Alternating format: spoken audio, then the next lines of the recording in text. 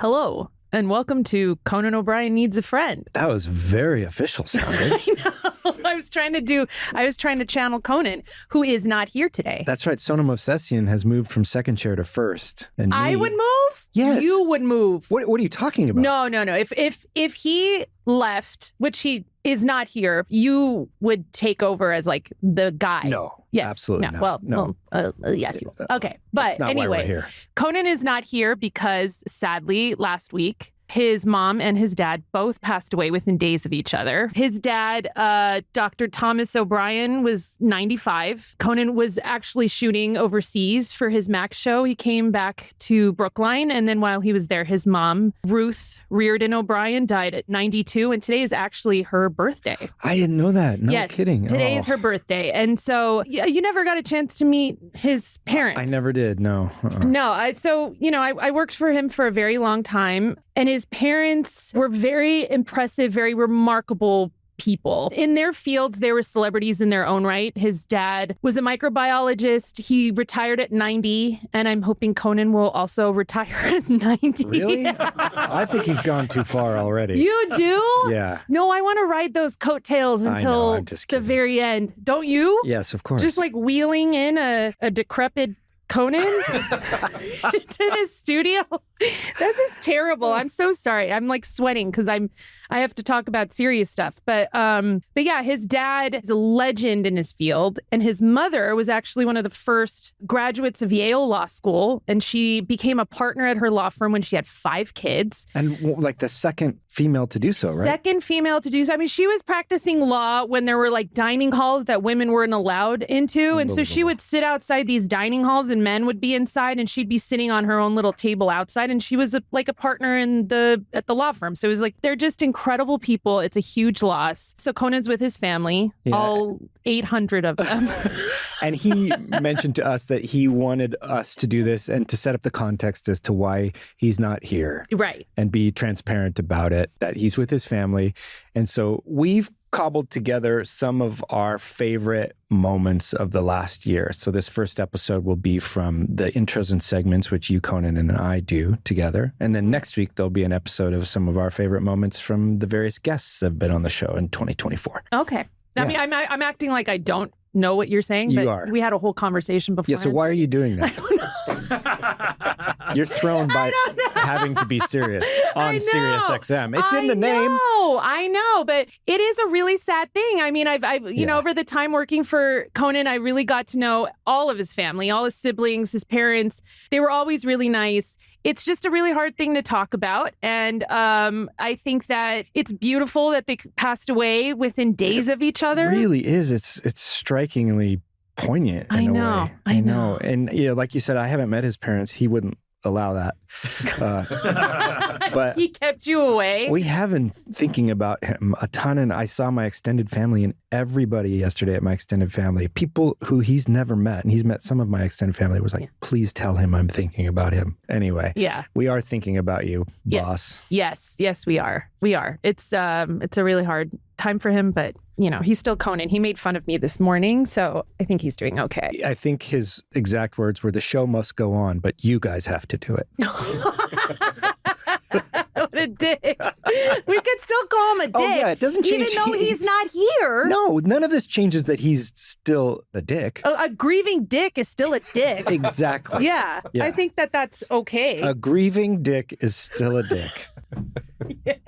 Wiser words. Yes. And that's why I'll be delivering the eulogies. Oh my God. What am I doing? I can cut this. Why can't I do this normally? You can. Oh in the end, it'll sound fine. Okay. All right. Okay. Okay, so let's move on to our first clip. I think an all-timer, not just for 2024. Oh my God. This is one of my favorite things that ever happened. I agree. It's Conan makes a stranger take a selfie with him. I will say I have watched this clip over and over again. Like once a week, I'll just go back and watch the it. And Schadenfreude that you love, the feeling of Conan's like desirous ego. Yes, being it's a perfect story. It's told perfectly. It's so funny. It has payoff. It's just great. Okay, let's roll it. I have a tale to tell, and it's an embarrassing tale. And I think these are the ones you guys like. These are our favorites. This is a true story. I just flew in from Boston. I was seeing my family there. And I check out my family. I check out my family. Hey, you guys are looking. Hey, Mom, Dad, you guys are looking good. Sexy nuclear unit. No, I was checking in on my family and seeing my sibs. And then I go to Logan Airport and I'm going to take the flight from Boston to Los Angeles. And I am in the line. You wait in the line to hand your stuff over, put it on the conveyor belt. So you're a little distracted, but I'm, taking my belt off. They always say you can leave your belt on, but it always sets it off. So now I take everything off. I'm pretty much naked when I go through that thing. No. But I'm taking everything off. I'm putting it down into this bucket. And this very nice kid who's wearing a white sweater and he has glasses and dark hair. And he says, "Oh, hi, Conan." And he could not have been nicer. He said, "Your show means a lot to me, or your TV show meant a lot to me. I've listened to Conan O'Brien, Needs a Friend all the time. He is Armenian." He introduces himself. And I think he said his name was Armand. He could not have been nicer. And he was very beautifully talking about what the work has meant to him and all that. And I just had the nicest conversation with him, and he was kind of holding his phone, but we were just about to go through the x-ray machine. And so he had to put his phone in, and I was kind of thinking, I think he wanted to do a photo, but he didn't. Okay. Hold on. But anyway, we go through and I'm thinking that guy was so nice. So then they want to look again at one of my bags. I think it's, how many men travel with 9 bottles of hairspray? So it was suspicious. And it's Aquanet. It's for old women. They don't even make it anymore. It was a 2-day trip. It was a day and a half trip. And it's not all for my hair. But anyway, I'm saying I inhale that stuff. It's an incredible high. Shout out to Aquanet. But anyway, I get through and I get some of my stuff and I stand up, and standing there, white sweater, glasses, dark hair, this guy, and I just walk up to him and say, "Hey, let's do a selfie."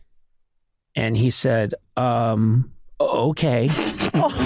And he starts to fish around in his luggage for his camera. And I'm thinking, he was just holding his camera and he doesn't seem that interested. And what the fuck? That's weird. I thought I was being super nice because he said all those nice things. And he starts to pick it up and he goes, "Okay." And I look at him and I go, "Wait a minute. Oh, no. It's not that guy." I swear to God, so this guy who's just a guy who's wearing, and I look over and I see the other guy. Listen to me. Listen to me. I'm not kidding. I swear to God, this is all exactly happened. I see the other guy. He's wearing a sweater that is practically identical. They look very similar, and he's got glasses. And I see him standing over at a post, holding his cell phone. And he's thinking, why wouldn't he take a selfie with me? And I'm looking at this guy, and he goes, "Okay." And he takes a selfie of us, and so look at it from his perspective. He's sitting there waiting for another relative, a girlfriend or whatever, to come through. And Conan O'Brien walks up and goes, "Hey, let's do a selfie." He must have thought you were insane. He thought I was fucking insane. And so then I start to go, no. I thought you were him. And I'm pointing to the other guy. And the other guy isn't even looking at me at that point. He's looking at his phone because he just got a text. And there's no good explanation for why you would walk up to a stranger and say, hey, buddy, let's get a selfie. You're going to want this. You're going to want this.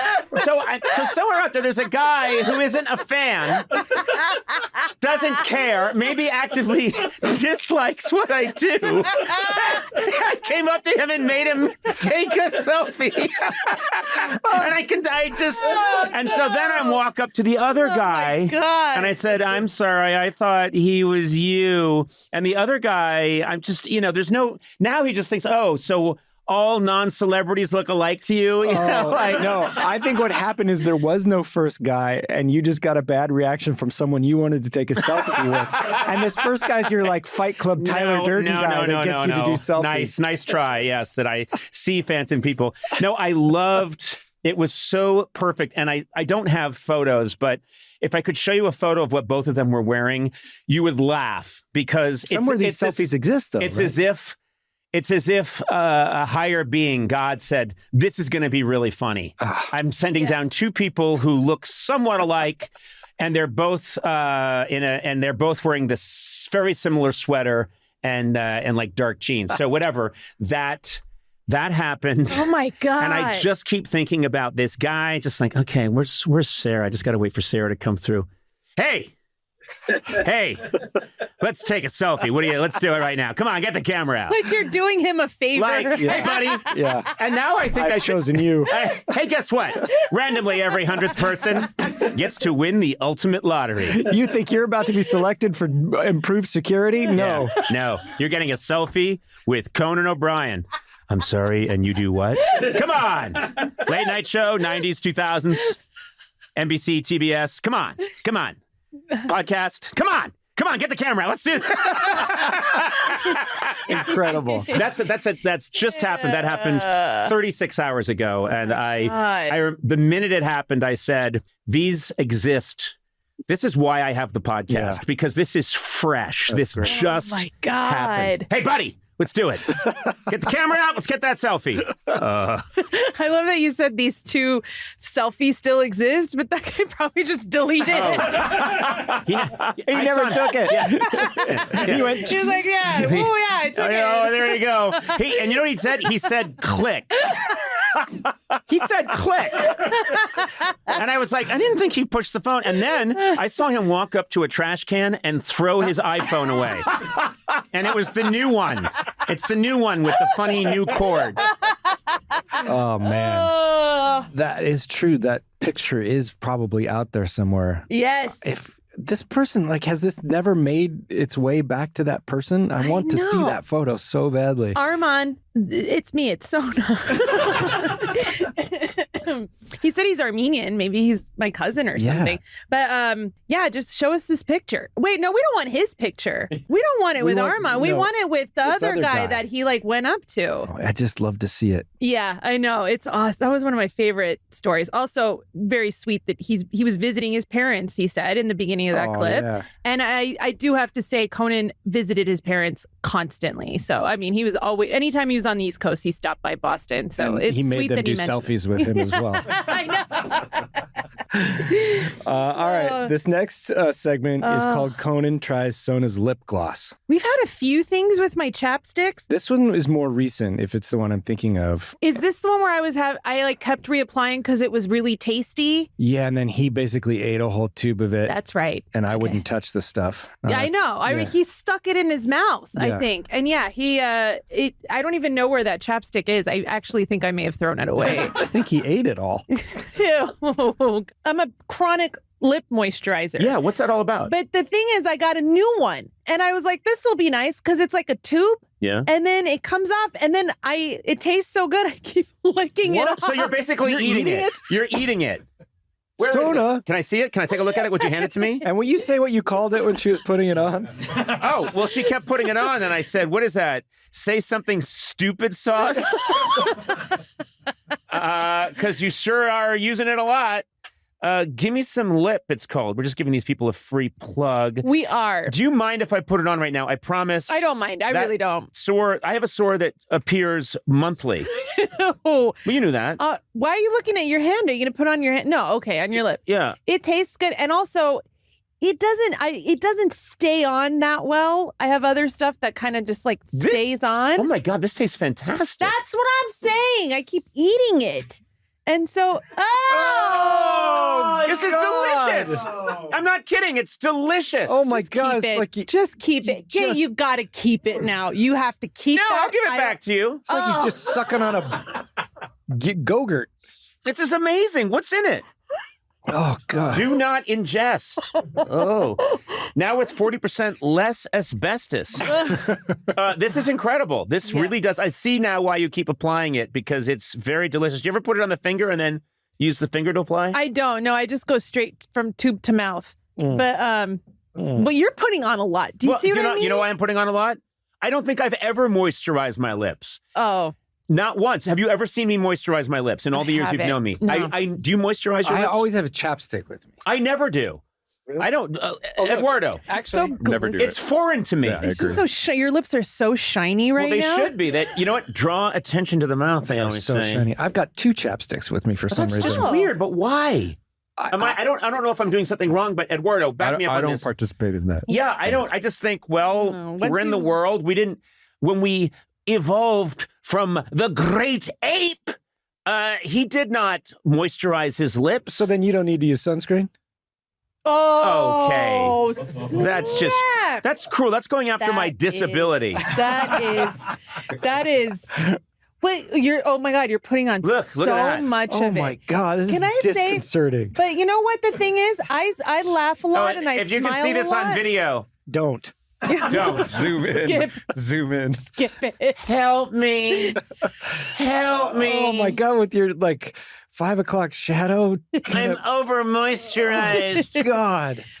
You should lube up. What does it feels taste good. like, though? Oh, what's that? What does it taste like, though? Try it. No, Go no, ahead. No, no, use it. Oh, come on, it's fine. The sore. No, listen. The sore I get erupts once. Take it with your fingers. Don't even open it. Just try it, you coward. Put it on, Eduardo. Come Eduardo, on. I promise You're you. all talk, dude. Come on, You're all Eduardo. talk. Put it on. Literally. Don't be a little Just do bitch, it. Yeah, don't be- Eduardo. just like you've do never it. kissed Conan on the mouth. Come on. No, Eduardo, I'm telling you, What do I lick? just No, don't lick it. It's for Just your lips. put it on your lips, but it then lick tastes your lips. really good. Lick your lips. I mean, it has a tint. Eduardo, lick your lips. Good. Look at that. What's it taste like? I don't know. I've never used lip balm before. I don't know if this is what it normally. You know why? This is why Eduardo's never been hired to do an infomercial. Try this amazing new product. What do you think, Eduardo? I don't really want to try it. No, Eduardo, it's the amazing new lip balm. Try it on your lips. I'll just put a tiny bit. But Eduardo, doesn't it feel good? I don't know. I didn't say it was bad. I just, I didn't say it was bad. Oh, great. You heard it from Eduardo. He didn't say it was bad. Call 1-800-555-2525 and get your not-so-bad lip balm. What is your problem, man? It's delicious. It is I really see now. good. Seriously, you keep it, and don't worry about whatever sores I may have. Nobody puts it in their mouth. I know, That's but- I don't want it after Why? that. What are you afraid of? Be honest. I don't want your saliva is all over I know, it but now. what do you Well, worry the is on visual my... is forever tied to that too. If you just, I know. If Yeah, you but also- raw, deep throating my Did you say chapstick. raw dogging it? I did. said raw dog, and I was like, "That's not the right one." Then I changed it to deep throating, which is what you were doing I didn't with this. deep throat it. I know what deep throating is. Yes. Well, you definitely filleted it. I have You blew- never. you blew I have, my chest. I have never, ever filleted a penis that small. That I promise you. That's the Conan guarantee. With the lip gloss. You heard it here. Oh, God. I've never filleted a penis that small. Oh, Oh my God. god. And then we've come to find out, he did tell us after the recording he has. He has. He has. That was Yeah. not true. That had what did you? He's like, I don't participate in that. That made me laugh. What listeners would have never seen is that Adam's in the background too, having never even been asked at this point whether he wants to try it, just shaking his head, going, no. It made the rounds. I didn't need it after. By then, especially getting it as the fourth exactly. person. It Yeah. did make the round. Conan's whole mouth was on that thing. Yeah, I didn't you have French kissed Conan O'Brien. Man. Oh God. Was it last year that he asked Julia Louis-Dreyfus to put on her Right. lipstick? That's right. There's something. Oh yeah. Something going Yeah. on. Well, and he did that remote in Texas when he was doing. Was it Mary Kay, where he put makeup? There's this insane image of him, and I Oh, think I've yeah. seen it in a GIF. Like someone's have probably too. sent it to me, where he looks like a crazy person peering through a window, Yeah. and he's got like lipstick all over his face. Right? Am I wrong, Blaine? You're absolutely right. Okay. Yeah. And Yeah. it haunts my dreams every night. I know. I didn't even know the context of that. I've just seen that picture and it is harrowing. You should watch that remote he No. did, where he meets with women who sell Mary Kay products, and it's sounds really familiar. really funny. I mean, we don't even really talk about it on this show, but I've Yeah. always been a Conan fan and I've seen most of, if not all of these remotes at some time or another. Yes. Yeah. His remotes, I think, are pretty legendary. And, that one is a really funny one. This has never come up on the show. Yeah. I submitted a packet to be a writer on his show. You did? Because I knew Todd Levin and he asked me. You're kidding. We've never talked about it on the show. Isn't that Girls, funny? you would have been a really good writer on the show because you just have like such a similar sensibility. Well, I didn't get hired. So I don't... Okay. You know what? Sweeney's here. We should just ask him why he never hired you. Oh, yeah. Let's go straight to the source. This next one, oh boy, Sona. This is called Sona is a Bad I don't want to do this one. Listen, recently, my mom, after we watch this clip, you'll understand this more. I mean, I love it. I don't want to do this one, but after we watch the clip. I know. I don't want to do this one because my mom did come up to me and she's like, you need to tell everybody what a great woman your great grandma was because I made her sound like a crazy witch. I'm sorry. We don't have time for that. No, go ahead. This is the time. No, she was. My great grandma, who I used to make cry just for funsies, was actually a really incredible human being. And, okay, well, so your mom just has seen this? She has. I don't even know how. She never talks to me about like, hey, I saw you talk about this thing on the podcast. It's just like every once in a while she brings it up. So I don't know if someone sent it to her or if she just watches it and just doesn't want to talk to me about the things that I say. Wow. Yeah, which they could possibly be the second one because she doesn't like some of the things I talk about. Roll it. Sona, you lived with my your grandparents. Yaya and Dede both lived into their 90s. Into their 90s. Yeah. And they came from Istanbul. Yep. And I mean, my grandpa he was a butcher when he was 12. Like, they just put him to work really early. Right. So it's like the idea that you were trusting a 12-year-old with slaughtering animals just feels like a completely different world. But also just the fact that then they come to this country and they're living with you and you're going out to In-N-Out to grab a burger and whatever else you're up to. It's just this amazing clash of cultures. I find that stuff fascinating. Well, my great-grandma also lived with us, and she was old as shit. She was really old. You don't say old as shit. She was really, really old, and I remember she was this old, wrinkly lady, and I was really young. I was maybe like 10, and my mom's like, she's going to sleep in your room. And from then on, I was terrified of the dark because I thought she was like an old witch lady. And she was just when you say she was, what did you say, old as shit? Yeah. How old is old as shit? She was, when I was 10, she was like 95. Because there are young comedians out there that now see me and go, "You're old as shit." Yeah. So it's all relative. That's right. I was 10 and she was 60. No, seriously. How old do you think she was? She was 95. Yeah, wow. But she was like an old wrinkly lady, and I was young, and I was like, "Why is this old person in my room?" And I got terrified of the dark. You sound like an awful grandchild. I was really bad. I love this. Like old and wrinkled. Why is that in my room? We did something else. I shouldn't. Well, we got her now. This is really bad. So she had a son who passed away that no one told her passed away. And then my uncle who was still in Istanbul, and we'd hold up 2 fingers and be like, Medzik, touch one of them. And she would touch him and be like, oh, that's, Bejo Daidai, who was my uncle. And she'd just instantly start crying. And we thought it was so Wait, I don't understand funny what was happening here. Because we kept reminding her of these people she hadn't seen in a long time, and we'd instantly make her cry. And Danny and I were like, "Let's go make Medzik cry." Whoa! Oh my God, you're a monster.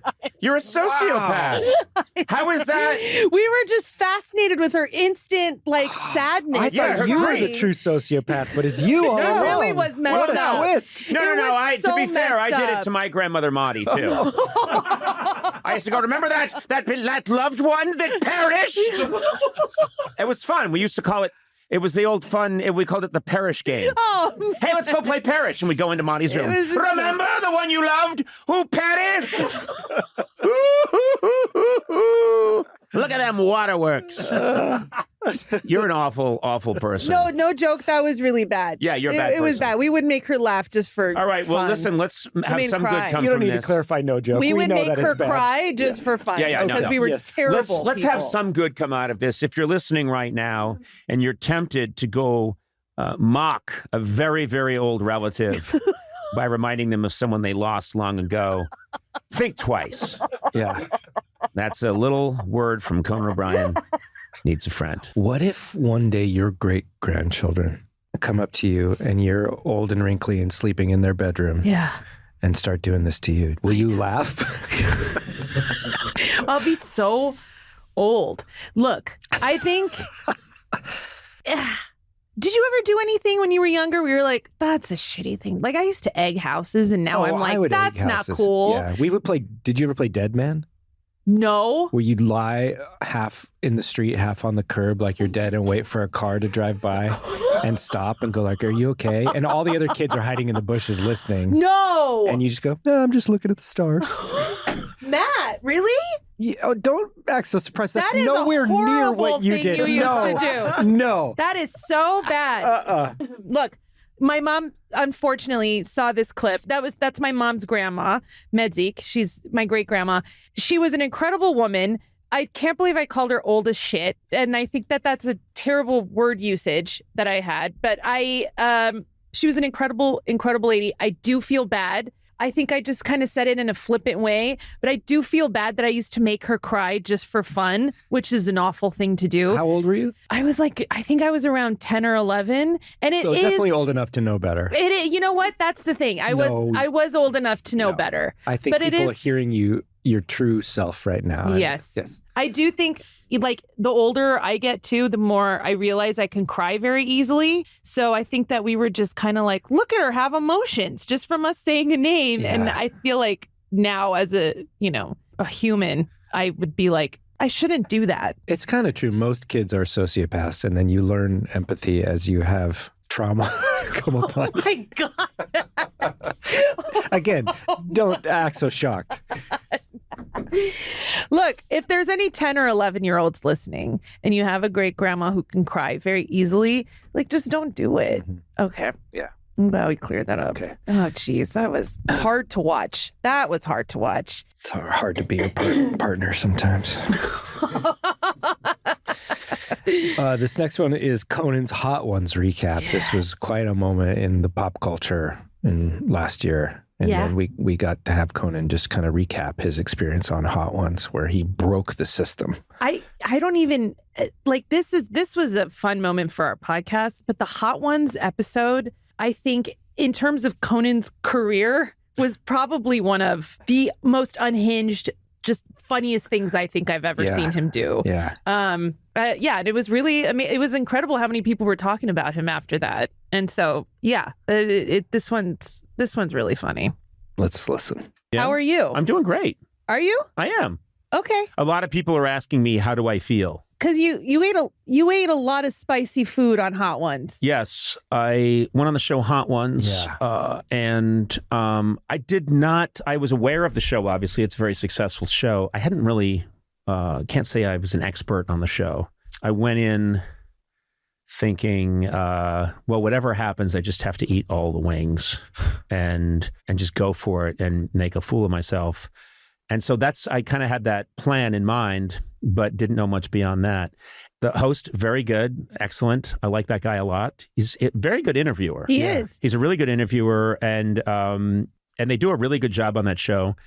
So Sean's asking me questions, and I was just determined to just keep stuffing these wings in no matter what.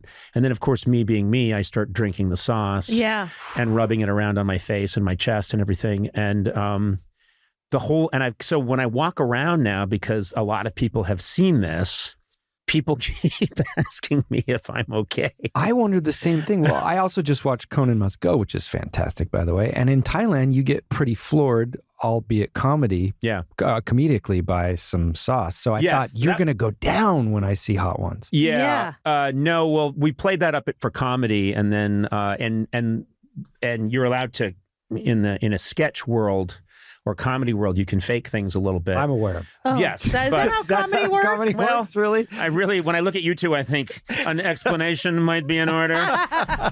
So what's the deal? Do you not have taste buds or something? How did you do that? I have never seen you eat spicy food. I don't eat spicy food. I hear, there's people who like put Tabasco or Tapatio on stuff. I've had so many meals with you and I've never seen you eat spicy food. I have a theory. It's that the only thing worse than that amount of thermal spice would be you not somehow getting the attention that eating all of that would give you. Yes. Yeah. And all joking aside, and also I've had a bunch of people posit that I have the red-haired gene, which is there's when I go to the dentist and they give me Novocaine, they then go to drill and it's like I haven't had Novocaine.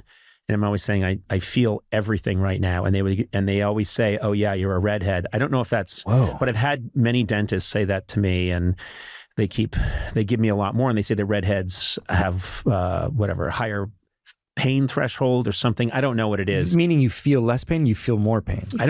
You don't feel, I don't know exactly how it works, and I'm just freewheeling here. I just know what I've been told by people. I don't think it's it. I think you have it, Matt, which is I've always been, if I think something will be funny, I'll do it and deal with it later. And did you? Yeah, I did deal with it later. I was dealt with later. How did it manifest itself? I spot welded.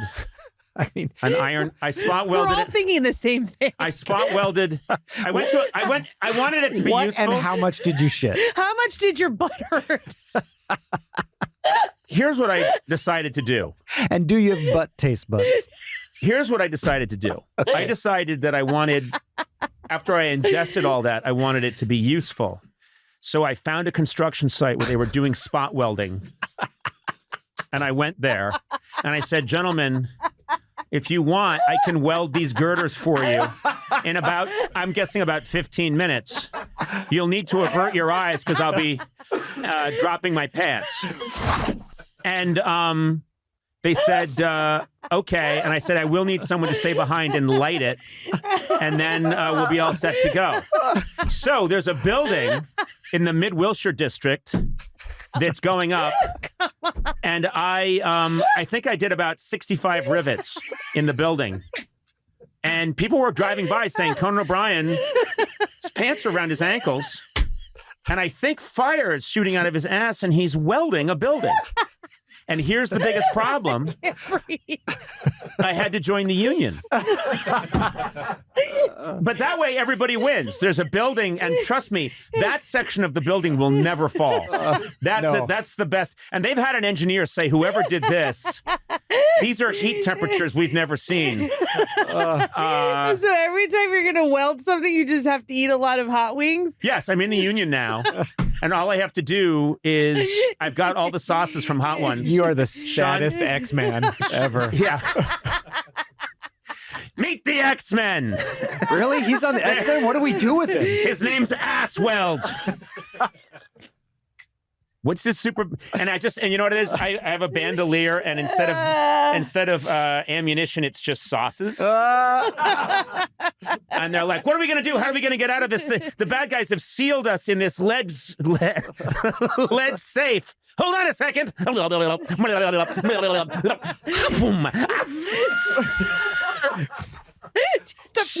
have to pull your pants down? You have to pull your pants down. Does your uniform have a compartment? Oh, yeah. The uniform has...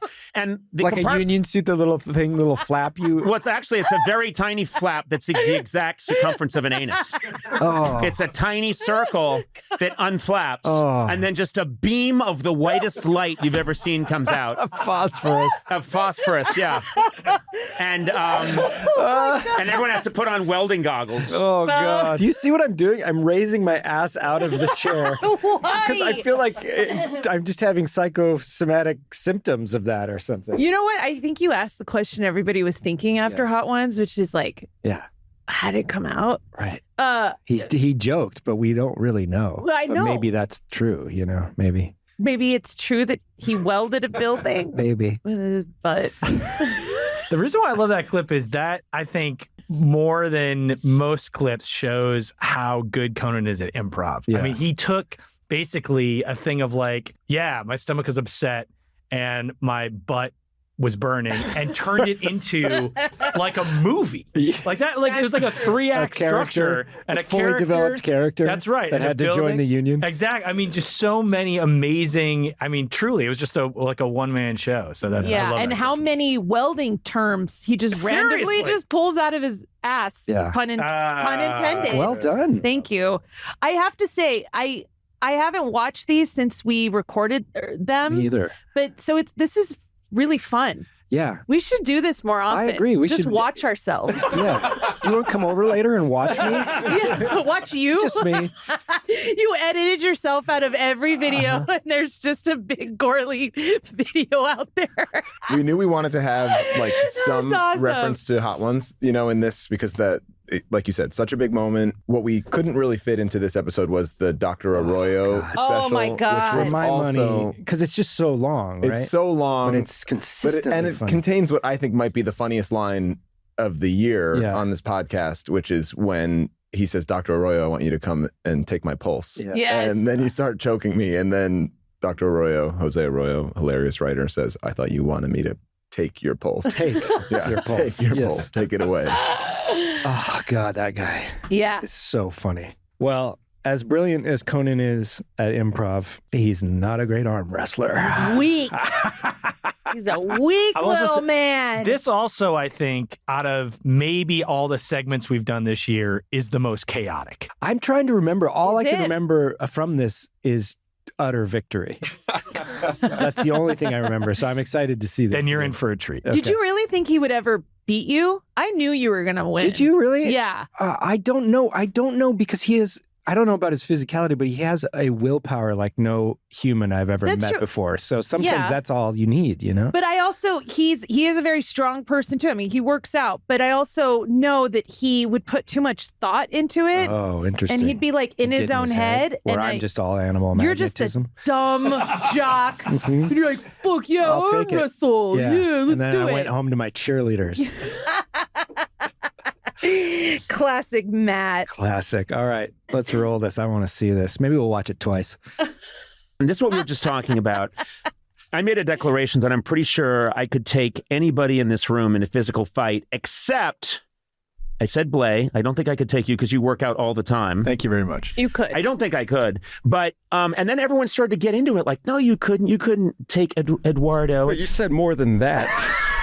Yeah. You said I'd fight you without my hands. Yes, well, I know that you're a huge... And I still think he'd win. Yeah, I think you're a huge soccer fan. You love Lionel Messi. Uh-huh. It's Lionel, by the way.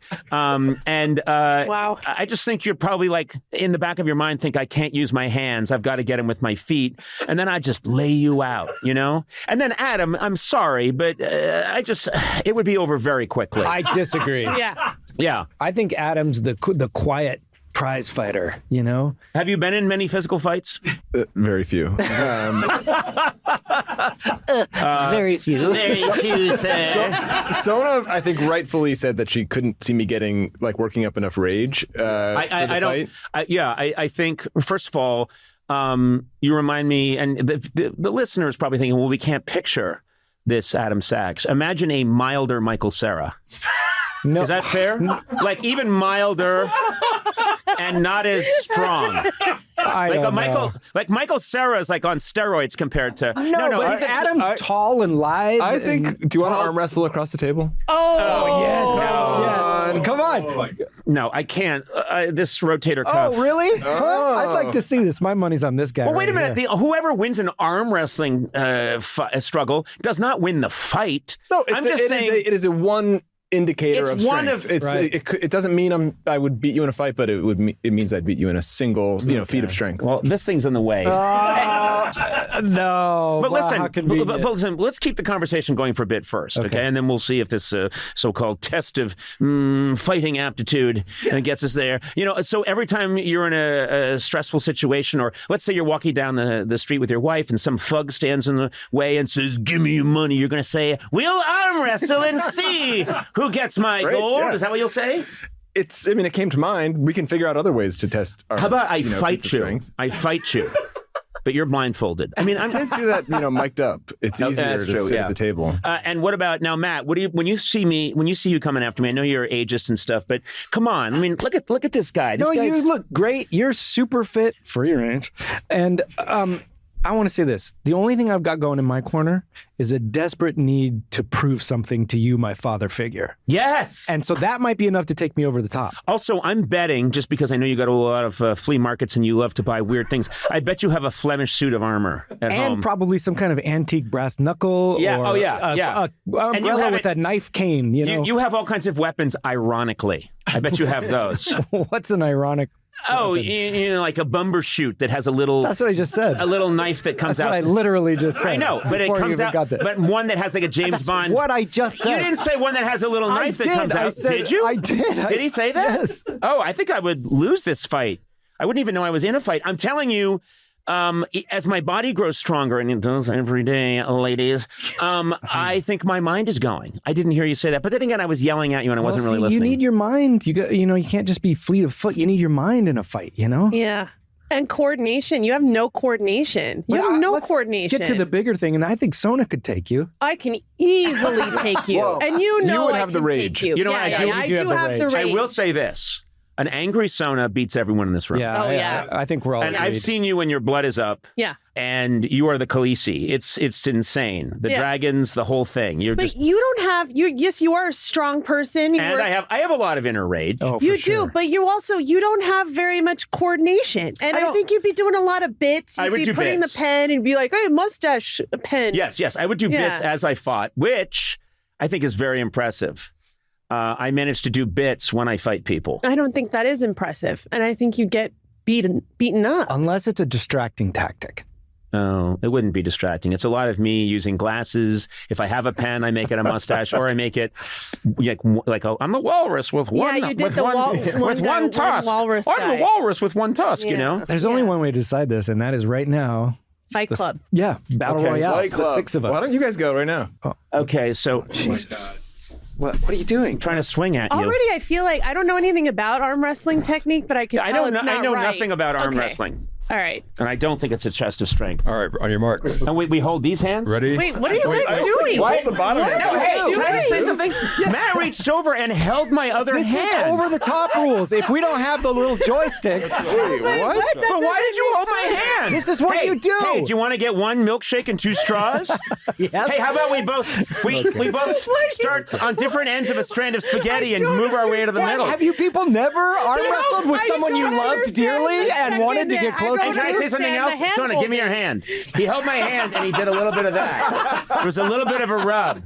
No, And there's a Why little. are you doing You it? do this. No, that's on the side. That's not in the middle. That's on the There's nowhere for your arm side. to This go. is so you That's can't- blocking what are we the. doing? A disagreement has broken out in chess club is what's happening. so This you're is saying the when? weirdest. I have never seen My this microphone is technique. over here. What are you doing with this hand? I have Hold on, never here we seen go. this Ready? technique Ready? before. Yeah. When? Okay, but. Wait a minute. Wait a minute. Wait a minute. You're on this side of the table pushing that way. Totally Push fucked that way. Gourley won easily. No, but you saw what he did. Let's do You're a on like rematch. this side of the table. There's no way. Well, let's switch places then. Like, Arm wrestling. No, just stay there, but get here. Chaos. Here we go. Ready? Yep. wait, no. When? 1-1. Easily. 1-1. Hold his other hand, Oh, come Sona. on. I'm not doing holding shit, man. anybody's Go. hand. This is Lift up his arm. Oh, wait. You all right?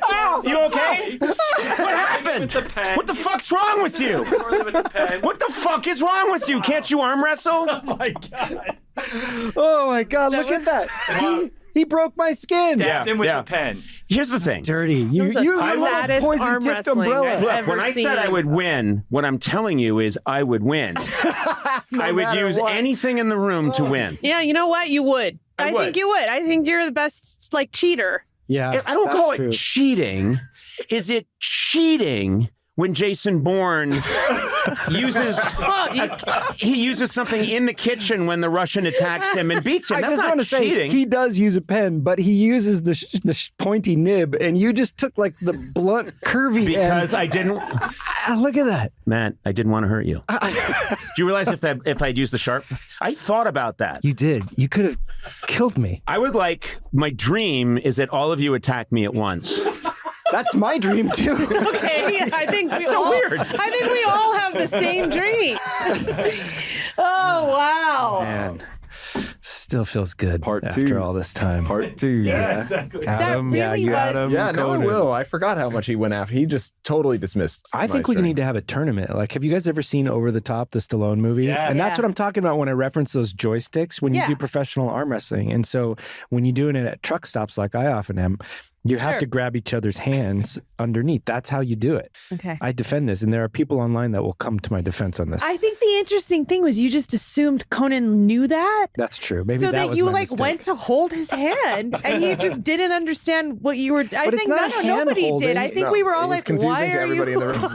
Really? Yes. You guys got to get out, you know? to truck stops? Yeah, truck stops and dive bars and honky tonks. It's like a switch. Exactly. Yeah. Yes. He turns his hat around, and that's when he goes into. But we need to have a arm wrestling. tournament. How does that work? So you just everybody arm wrestles everybody, and then the winners I don't know. proceed. Do Well, we have it's to either have round one? robin where we all Yeah, we have to. It's either sorry, what? there's three choices. Yes. It's round robin where we all arm wrestle each other, or we come up with heats and do a bracket, or we don't do it. I think the third option is option. probably the best. Honestly, there was so much testosterone in that segment. Which is rare for this room. It is. That's what is so crazy is that you guys are not like, yo, kick anyone's ass. Yeah. No, you're not. Nobody in this room is like that. No. But we had an entire segment where we just talked about whether or not we could all beat up Conan.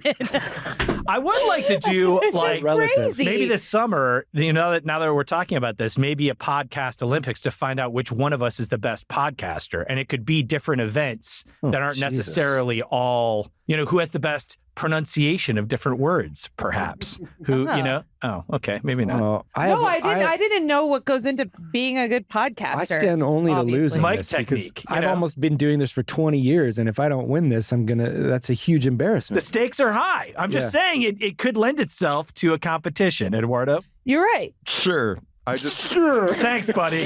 What is good? You forget your retainer today? My God. I'm a great podcaster. I love your idea of like being a great podcaster is do you enunciate and then do you have good mic technique? That also felt like a Conan joke to you. Oh, yeah, Your with the hard G's. I know. Oh, Oh, I did not think of it. I was not. yeah, that's true. I know of all the things. I mean, obviously, I would lose that one because also. Well, no, because Conan does this all the time. I'm constantly editing it out. I'm constantly editing out his. You Wow, okay? you're gonna lose. So you've been doing this for 20 years? You said? Yeah. Speaking of enunciation, Oh, that's right. And this was from a Summer S'mores with Conzi and the Chill Chums, where we played the camp game, Chubby Bunny, which, like holding hands under the arm wrestling, you guys didn't know, or Conan didn't know. I didn't know about Chubby Bunny. You got to get to Also, truck stops and summer camp. Well, here's the thing. I remember you talking about how you learned about Chubby Bunny at summer camp, but then I feel like shortly after you were saying you never went to I learned summer about camp. it when I taught at an improv summer camp at Biola Bible College. Wait, is this the same? Is this when you were also talking about when you kept getting homesick? When you were That was teaching? a different improv camp that I Okay. taught in And you the were You were woods. saying that you were homesick at camp, and then it turned out you were not a camper. You were homesick. I but was And a you were in fully your grown adult. 20s. I was a fully grown adult. And you said Viola? Wait, so This- that's not this even, was- you weren't even that far from where you No, it was live. La Mirada, and I lived in Whittier, the next town over. No, I lived in Long Beach at the time. Oh, that's better. Also, this was an improv camp that was not affiliated with the Bible College. It just rented the thing. But on that campus, there's a building with a photorealistic 40-foot tall Jesus. And every time you're doing improv, you look up at this Jesus just staring down at you. Is he at least laughing? Well, he's got a mouthful of marshmallows. All right, let's roll it. When you guys were at camp, did you ever play Chubby Bunny? I don't know what that is. No. You don't? I don't know what that is. Okay, we don't have to do this, but this was just an idea that came up when we were discussing this season. What happens is everybody takes a marshmallow, you put it in your mouth, and you say the words Chubby Bunny. And then we take turns adding a marshmallow each time until someone can't say Chubby Bunny anymore and they're out. All right. Okay? Can we eat the marshmallow? You have to keep it in your mouth. All right. This is the game Marlon Brando was playing when he secured the role for The Godfather. Can I keep drinking? Yeah. Will it dissolve the Oh, no, you can't drink. No. You can't drink. All right. So Sona's out. Chubby So Bunny. you can't swallow it, you can't chew it, you have to keep it in your right. mouth. Let me just hold on. Let's all Let me guzzle let up. me stock Never up. ever heard of You've this. never heard of this? No. God, you grew up in a strange way. I did. Yeah. You No. I have strange tales and stuff, but there was no Chubby Bunny in my background. Who's played Chubby Bunny? Every hand goes Oh up. my God. No, Eduardo's giving me the thumbs Never down. heard of it. Never played it? Never. Okay. Okay. All right. All right. Chubby bunny. Wait, does that count as you saying Chubby Bunny? That didn't sound like Chubby Bunny. She's out. She's out. First of all, you can't articulate things when you're...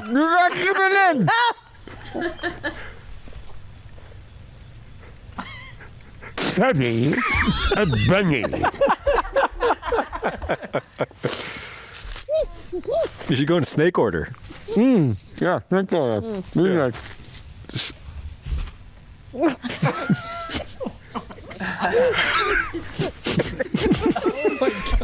God, you all right, Chloe? Well, don't choke you guys. I was gonna throw up. They're out. I'm out. Okay. Wrong. This game brought to you by Dr. Heimlich. I was going to throw up. I was actually going to throw up. These are the biggest marshmallows of all time. Come on, girl, stuff it in your mouth, Gourley. These marshmallows. Chubby bunny, bitch.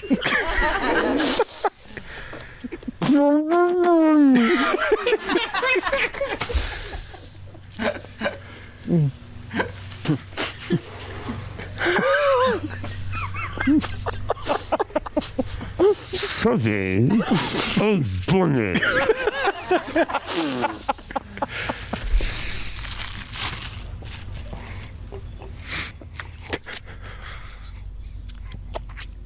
Oh, no.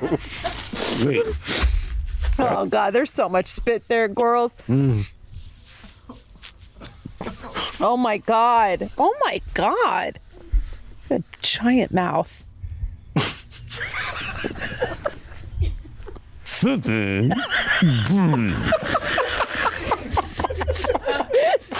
So stupid. This is so dumb.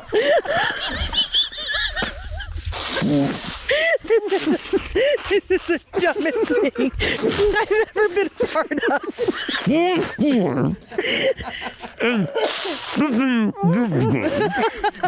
I just love that you can't talk.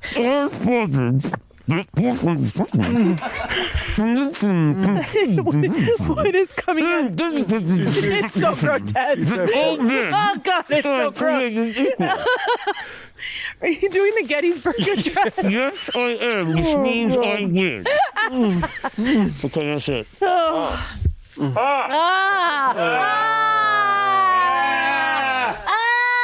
God. Oh.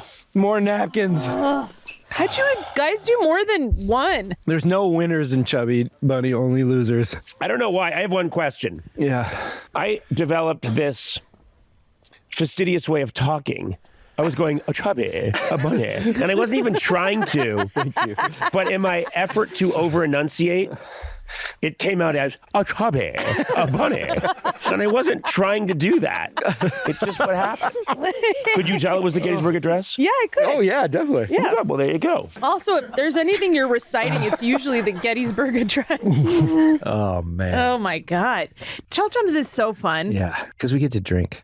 Yeah, although this year, not until much later. I know. And so I remember just like downing those drinks you gave us, and I got pretty hammered pretty quickly. That's nice. Yeah, I made up for lost time. Yeah, good. We got to change that rule for next year. We do, but I don't think Conan's going to want to. Well, he doesn't have to know. He's like, why do you guys have to get drunk? And because he can't hang with us. No, he can't. That's why you and I will pregame. Yeah. We're going to go to Pechanga Casino. We're going to pregame there? Mm-hmm. Why can't we just go somewhere else? Okay, that's fine. That's fine too. What was I going to say? Okay, so in order to promote the Chill Chums, because we recorded it in Altadena, Yeah. Ruthie and Sam are two of the awesome people in our marketing team, got in touch with the Altadena Chamber of Commerce. And then I ended up joining the Altadena Chamber of Commerce. And then very recently, I went to one of their events and I had a blast. Wait, don't you have to have a business to be in the Chamber of Commerce? You don't. Not in Altadena, at least. I just Wow. was like a normal person and I just signed up to be in the Chamber of Commerce. What do you do and what kind of blast did you have? Something called the Sip and Shop. Oh. Yes. And you sipped, you shopped, and then there was a live band and you could just dance and have a really nice time in Altadena. What did you sip? Wine? You paused. I took shots. You guys Jaeger bombed. We did a Jaeger bomb. Oh man, I haven't done a Jaeger bomb in ages. We should do old school drinks that we don't do anymore. Yeah. Like Long Island iced teas. Oh, yeah. Right. Yeah. Sex on the beach. Yeah. Southern Comfort. I can't drink SoCo. I can't do it because I still remember that one time I had a house party and threw up. Zima. Four Loco. Four Loco? Wow. That was more recent, though. I still got some. No, you don't. Do you No, really? I don't. Oh, okay. All right. All right. Well. Speaking of commerce. Oh, right. Very good. That's right. This last clip is actually not from the show itself, but an ad, and it's kind of become infamous. It's the Lux Bidet ad. Oh, yeah. Which I have to admit, I have never fully seen. I've heard about it. Yeah. But when I edit, the ads are not in the episodes. They are what's called dynamically inserted later. And Mars edits the ads. So I've never really heard or seen this full thing. So I'm very excited. Really? Yeah. If this is the one that I think is the first one, I wasn't even. No. I wasn't even here for that. Wow. Okay. And so David was sitting in for me. And this is, since then we've done, I think, a couple other Lux Bidet ads, but this was the first one. And this one is apparently, I don't know if I've ever listened to it all the way through either. Well, we weren't sure how Lux was going to react, and listeners will understand why after they, I think, see the clip or hear the clip, but they were so thrilled about it that they kept coming back and wanting more ads. Oh, okay. They're Let's crazy. see this thing. Toilet paper has no business trying to battle the mess of a large holiday meal. Bidets, on the other hand, shoot a precise... What the fuck happened to me? I'm a good guy. I went to a good college. I worked hard. I wrote a thesis in college. I've worked hard for years. I've raised a family. I've never gone to jail. I've never committed a crime. And here I am explaining how you gotta shoot water up your ass! Ridiculous! Insanity! What did I do? What am I, some kind of... I don't understand. How'd this happen? Toilet paper has no business trying to battle the mess of a large holiday meal? Do you know what they're implying? They're implying that if I eat a large holiday meal, I just am gonna... My bottom's gonna explode? It's gonna be too much for any toilet paper? No toilet paper can handle that! No! You need a whole other device. I'm crying. You need a bidet that shoots water. No more smearing. It says here on the copy, no more skid marks. What happened to this? A precise stream. A precise stream. Lux Bidet. Oh, here we go. Is the #1 best-selling bidet brand, and I thought I had sold out. Can I just say, they say people will laugh when they first see it, and we sure did. We haven't even seen it. 3 million satisfied customers across the U.S. and over 150,000 five-star reviews on Amazon. Who uses a bidet and then says, I've got to go give an Amazon review? I've checked back there 7 times, clean as a whistle. This is... I'm going to keep going because people are laughing too hard. Lux Bidet offers a range of patented bidet models. Oh, really? Including the award-winning Neo Plus series. Ooh, what does that do? Fancy. Yeah, the bidet comes and finds you when it's time to poop. I think you should go. Really? I think you should go. That was a large burrito. Lux Bidet's Neo Plus series is the next generation of bidet attachment with never-before-seen patented features. That's right, never before seen. This series features a 360-degree self-clean mode. Easy 360-degree self-clean mode. Are people spinning around on their ass? Easy lift design, fast slide in installation, plus all the same features as their best-selling bidets. Oh my God! Then it says, please talk about why you love your Lux bidet. I don't have one! But this is my favorite ad ever. This is a fantastic ad, and this is going to go out as it is or it won't go out. Get the gifts your friends and family will never forget this holiday season. Hey, Grandma, wash your ass! Use code NA to get 20% off bidets at luxebidet.com. That's LUXEBIDET.com. And code N/A for 20% off. They made me spell bidet! Oh my God. Oh my God. Now, one of my favorite things about that ad that many people probably don't know is there's a person sitting in the back of that room. And Eduardo, do you want to explain who that person is? Yeah, shout out to Brendan Burns, Brendan. who we had invited that day to come and sit in. Unbeknownst to me, I didn't know what Conan was going to be reading that day. And Brendan, you might hear him in the credits. He mixes for the show. So but this was his first day to just kind of get a lay of the studio. I met him right before the ad session. He had never sat in on a session with us before. And then this happens. And it's really funny to watch the video and see Brendan like kind of looking around like, is this how things are here? Is this what made a huge mistake? Really It does kind of make you want to buy a bidet though. I think so. I think, oh man. I love that you can, like, Conan usually gets a stack of ads, starts reading, and sort of like is understanding in real time what the ad is, and you can see him. That's true. It's not like discovering what he's reading an ad for as he's getting further and further into the copy. Yeah. And I do, going back to what you said about his improv, when he does ads, it is so, because he is reading everything and saying everything as he's recording. And then the stuff he comes up with is just unbelievable, like in the spot. So it is really, I mean, like, I didn't think I would enjoy doing ads for this podcast with him as much as I do, but I really love doing ads with him. Yeah. It's really funny. Oh God, that's so funny. You should get a Lux bidet. Me? They should send us like 20. You know what? Because of this ad, I got one and it is awesome. Well, how'd you get one? I bought one. Oh, yeah. They didn't give you one? I used the code. Because now we're giving them double exposure. We're not even dynamic inserting this no, shit. This is all time. This is just in there. Send us our bidets. Yeah, I haven't gotten a paycheck from this place since 2003. So I just work here. Well, It's my charity work. Yeah, it's my charity work. No, we don't get paid.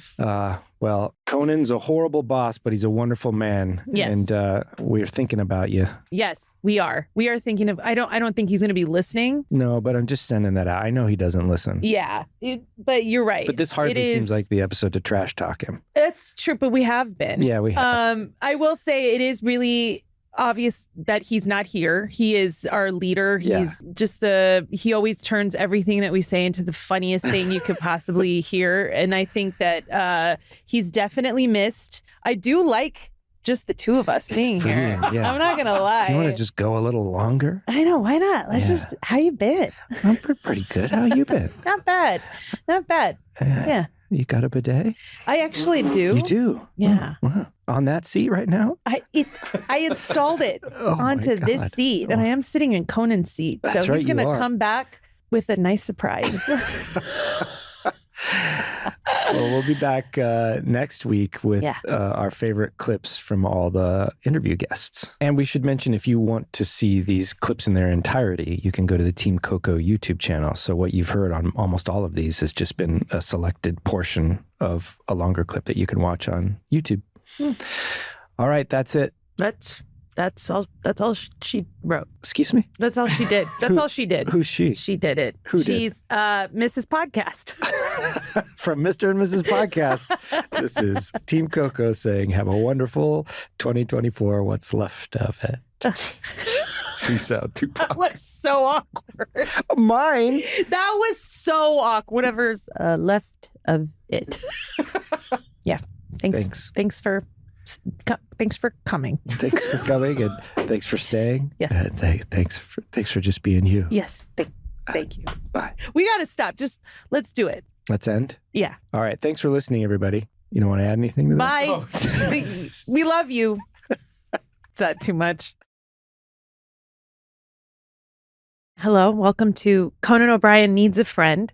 Sorry, we just ate and there was a little gurgle there, and I really apologize. And if you didn't notice it, now everyone's rewinding so that they can hear it. Why am I talking? Can I start over again? No, I think we nailed it. Hello and welcome to Conan O'Brien Needs a Friend. I'm Sona Movsesian. And I'm Matt Gourley. And you're Matt Gourley. Well, you pointed at me, but at the same time, you took a breath like you were going to speak. That was very confusing. Yes. And then I don't do this usually, but, Conan is not here, in case anyone has noticed. It's me talking. I'm Sona. I am not Conan. And the reason that he's I've not never here... done this before, but shut up. The reason Conan is not here is he's back east with his family. He unfortunately lost both his parents not that long ago, so he's taking some time away. So Matt and I are holding the fort. And Holding the fort is strong. yeah. I think opening the fort to invaders. Yes. I really need him to be here just to make this easier and more smooth. But I kind of like the vibe. I do too. It's just easy like, going. There's just the five of us here. Adam's with us and Eduardo and Blay. And we're eating pizza and we're just hanging out. So last week we did a collection of notable clips from our segments and intros, which is just you, me, and Conan. Yeah. This week we're doing some notable clips that kind of came to mind from so many wonderful moments this year of the celebrity interviews. And we're starting off with a big one. What the listener won't know is that we retook this part. Yeah. And in the first time we did it, you said banger. Okay. And since Conan wasn't here, I felt the need to point out your hard G. Yes, and I responded by saying you don't have to. That you don't. You're right. We don't have to try to fill those gigantic shoes. Is and what I I'm think saying. that would be good of me to not do that. Yeah, and then you made a joke about later on listening to a clip from Walton Joggins, and that didn't make sense. It does make sense. How does it make sense? I'm I going said banger. It would be I'm Gawkins. pretending that there's no such thing as a hard G, that everything's a soft G. Okay, so I'm going to channel Conan and be like, it's good that you have to explain what your joke is. We're starting with a banger. So you're French and you still got the hard G in there? I did? Banger. Banger. We did a banger. Banger. Banger. Hey, that's pretty good. Okay. Here's the clip. Al Pacino. Let's listen. You know, it's interesting because you're grabbed by the theater. You're this kid, as I said, who you start reading Chekhov. Yeah. You start reading the classics, and it grabs you, and you start seeing some productions. You get into theater. You have so many go nowhere jobs just to stay alive. I mean, you're delivering papers. You're building superintendent for a while, but not a good one. I don't think. Never. The guy came out and started talking about me a few years back. Yeah, saying he was a terrible super. Or something like that. And I thought, why? Why would he say that? Yeah. And who's a terrible super? I'm sure there's a lot around. I mean, No, I saw that. There's a really old man who was like, I remember him. He was a terrible super. And I'm like, okay, take his Oscar back. I know. Fine actor, terrible super. Christopher Walken, bad mechanic.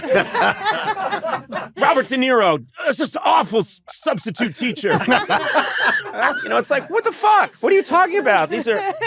So you come along, you're doing theater, and then this thing that people dream about happens, which is you get noticed. Francis Ford Coppola is going to make The Godfather, and he says, I want this guy, Al Pacino. And the studio says, fuck you. Of course. We want Robert Redford. We want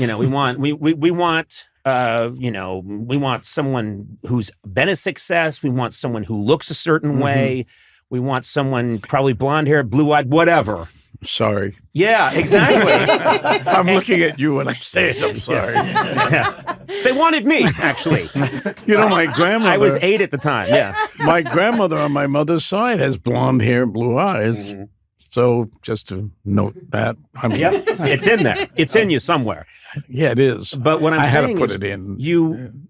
They don't want you, I've seen the screen test where they're saying, okay, well, how about Jimmy Caan as Michael Cole? How about they're trying everybody? They're throwing everybody in there. But Francis Ford Coppola sticks with you. They start shooting, And you can tell, you read in the book and it's riveting on the set. People are like, I don't know about this guy. I don't know about this guy. I don't what? And you can feel it. Yeah, well, they were giggling. Oh, You heard giggling. Yes. So here's what's amazing to me. These scenes that I've watched and that everyone's watched in this room 100,000 times that are now iconic masterclasses in how you play a character, you're doing it and people are going, oh man, let's hope they get a real actor in here soon. Yeah. Oh, my Which is God. unbelievable to me. Was it that severe, Conan? I was an 8-year-old kid, but I was there. And I had a lot of pull with the studio. I called Paramount and I was like, I don't think he's got it. Who is this? 8-year-old Conan O'Brien. What are you? I'll be a big deal someday. You'll see. Why aren't you using a real phone? Why are you miming one with your hands? Oh my God. It's funny. But no, and the thing is, which is, to me, I look at that performance, and as you say in the book, your concept, which was clearly the right one, which is you got to slowly see Michael come to this position. And then there's the iconic scene where they're all trying to figure out, after Vito's been shot, what to do. And you are sitting there with your broken jaw and you say, okay, we arrange a meeting, and the camera's pushing in. I can't watch that and I can't talk about it without tingling, because I think it is a beautiful way to tell a story through acting, but it takes patience. And the studio was saying, well, they wanted to see something else, I guess. And both Francis and I think, felt that way about, but we were unable, or at least I was unable to articulate what I was doing, but I was doing that. I thought about it on my long walks in Manhattan. You talk about it, you would take long walks, you get the film, but it hasn't started shooting yet. You took long walks. Yeah, I would go all the way from 91st to the Village and back, 91st and Broadway, and I'd just think about the part. Think about it. I still do that with roles. I just think about them, and it's fun. It gets me through the walk. Yeah. You get your step. Yeah. I'm glad to know that in coming up with who Michael Corleone was, you got your steps in. Yeah, there it is. I managed not to get hit by a car. And I think that was, in those days. They should make a Fitbit that tells you, you have achieved the character. 10,000 steps, and you've stop nailed. Walking. Stop now. You've nailed Michael Corleone. You've got it. Oh my God. Did you hear I said wow along with myself in the exact same time?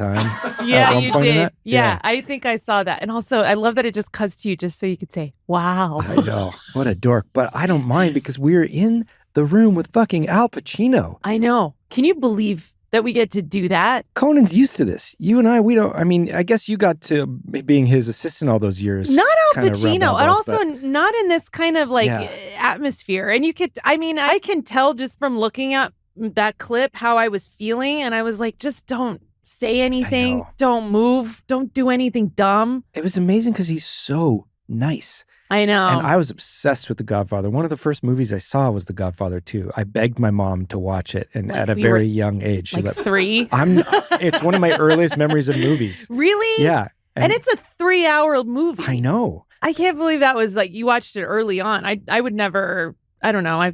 I was watching like Goonies. What a treat to be in the room with that guy. I know. That was really cool. Sitting across from Michael Corleone. Yeah. Amazing. I know. And then this next guy's no slouch either. Yes. Thanks for going along with it. You know what? Yeah. Tom Hanks is next. And Yeah. I was walking by and he was just standing in the hallway and somebody introduced me. I think it was Paula who introduced me to him. And then he said, what's the first car you ever drove and what's the car you're driving now? And it was just such a like, I'm sure that's a question he asks a lot of people just to like. He just had that ready to go? He had that ready to go. And it was so cool, but also made me reflect that my first car was like a broken down Jetta. And now I drive a minivan. Oh, So it's like that's my a evolution. lateral move. You seem like a Jetta girl. Oh, I had 3 Jettas Really? before. Yeah. I was a Jetta girl for sure. Yeah. Is that a compliment? Yeah. Okay. Let's take. Did you just read the description? Because I did too. Yes, and I think I remember what I say in this. So let's roll it. You scared the hell out of me. I was on a bike with a friend of mine. right. I won't get into the exact, but taking a bike ride with a good friend of mine, Brad, and we're going up this. Yeah, maybe. And Brad Paisley. Suddenly this car, like kind of a Jeep SUV thing, starts coming, and all of a sudden the window comes down, and you lean out the window and start yelling at me. I yelled at and you start doing some bit, which was really funny, doing a bit, and then my friend is like, "That was Tom." It happens all the time. But you know what? It was like laughing, like your head just came out of a knock knock. Yeah, or it was like Batman when he was climbing up the side of a building and suddenly a window would open and it's It's Jerry Lewis. It's Jerry Lewis. It's Tom Hanks. I thought I live the most amazing life where a darkened window can come down and a goofy Tom Hanks can pop out and yell at me when I'm on a bike. But think about everybody else, because on that there's a lot of people that come there to walk that it's a long line, and they're all kind of like bicycle weenie geeks, guys with $6,000 mountain bikes saying on your left, as they're going up and coming down. But they're going to see you. I mean, you're as tall as Big Bird, for crying out loud, and they're going to say, "I believe I saw Conan O'Brien struggling up the hill." Have you heard that halfway up that ridge, there's this place that apparently in the late 30s, you probably know about. Absolutely this, right? True. In the late 30s, some people who were pro Hitler and pro what the Nazis were doing. So Nazis. Yeah. Okay. Okay, go ahead.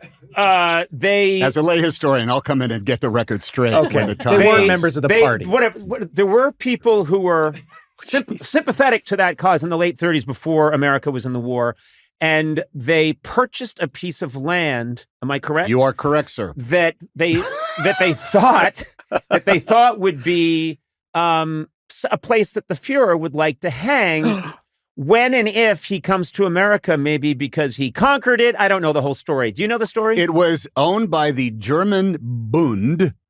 And there was a period of time, a German Bund. The Bund was essentially, hey, we're all Germans, we all live America, let's form a fraternal organizations like other nationalities do, And I'm going to hope that before they found out just how bad Hitler was, but there, I swear, I have seen photographs of like a 4th of July in the 1930s up there with a fireworks thing, and they would have, no lie, a picture of the founding fathers and a picture of Adolf Hitler, an American flag and a Nazi flag, the German Nazi flag. And they were saying, our country is coming back, et cetera, et cetera. And I just hope that maybe you can get away with that in 1930, but it continued along. And in fact, it is now a scout camp, or it had been for a while.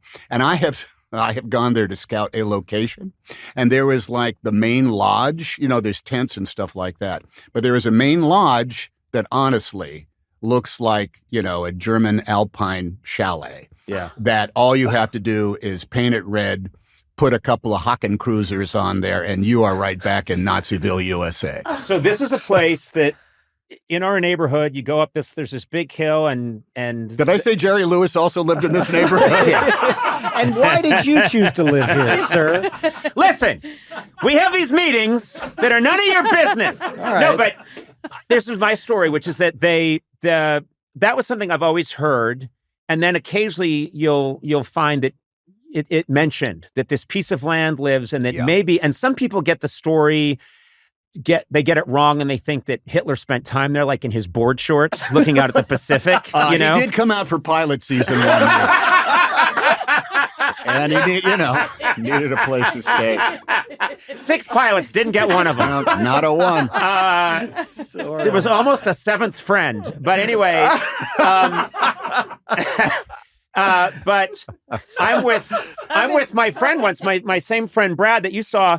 I'm grinding up that hill on our bikes to just try and get to this very steep in parts. We're grinding along, and then we're these 2 women, like blonde, 22-year-old, I swear to God, wearing like bikini tops, and they just looked like they were just come from a sorority party. They flag us down like they were in trouble. And I said, what is it? And they went, do you know where the Hitler camp is? Yeah, there you go. Where's the Hitler camp? About that. And I went, oh, ladies. Well, all right. Wow. Like, God, he's Still pulling in the trim, that Addie Hitler.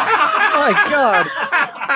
Jesus. Still pulling in the trim? I know what? Jesus. Wow. Gourley. Jesus, Matt. Wow. Come on. Now we God. are making light of a very, very dark period, without a doubt. Yes. So yeah, I mean, you don't want to say, yeah.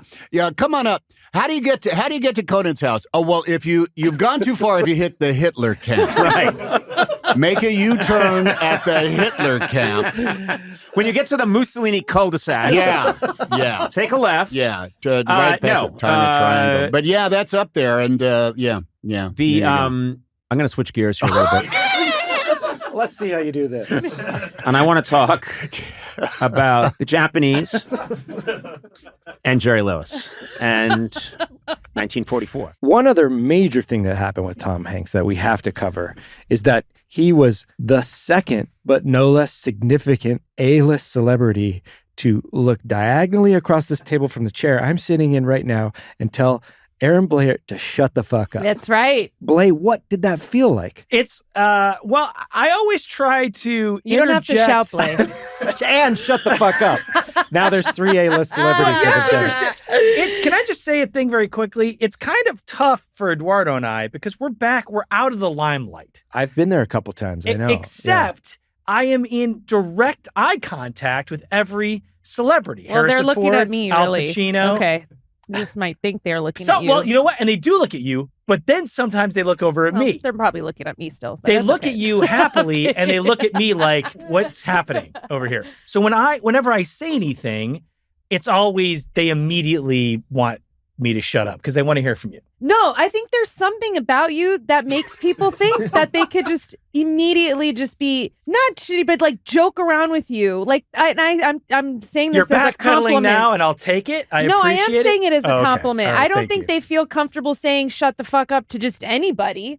So there's something about Thank you. I gotta stop. Thank I don't you. know. I'm trying to give them a compliment. But to answer your question, it's incredible that we get to interact with these people at all. So the fact that both Harrison Ford and Tom Hanks told me to shut the fuck up. Amazing. It truly, I mean, life moments. But there has to be a third. And I life just moments. Can't Well, imagine I who think that's there gonna probably be. will be. And who's it going to be? We should all take. But will it bets. happen organically, or will it be someone that is aware of this? That was what I was going I to don't say. We don't think that Tom Hanks was aware No, of, it right? felt of real. Harrison It Ford felt telling Blake to shut organic. the fuck up. It was just, but it was such a, like, what are the odds that they would use the exact same words? Yes. And the best part about when Tom Hanks did it is we all collectively celebrated. Yes. That's why a third one is going to blow the roof off this place. Yes. I know what you're saying, though, about being in the eye line. I am in Conan's direct eye line Right. throughout the whole entire interview. And I find the more esteemed the guest, this is a look behind the curtain here. Oh, I agree the with you. less Whatever he you're will about look to at the say. guest and the more he will talk to me, which makes me so, because I have to do that fuel face where I'm fueling him with energy and admiration and and laughs. And it's not like it's not legitimate. It is, but I'm very conscious of I've got to keep this guy going. Here I go.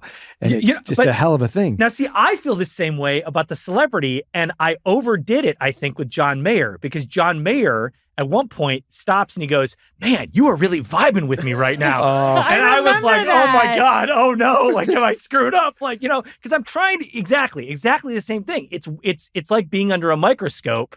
And so I find myself after these podcasts sometimes drained. Exhausted. Because you're kind of like an emotional cheerleader. Yes. And not that, again, Your cheeks hurt. I absolutely enjoy being here, but it is kind of like a sending vibes or just like giving somebody back good energy. And I totally agree. But life moments, they were life highlight moments.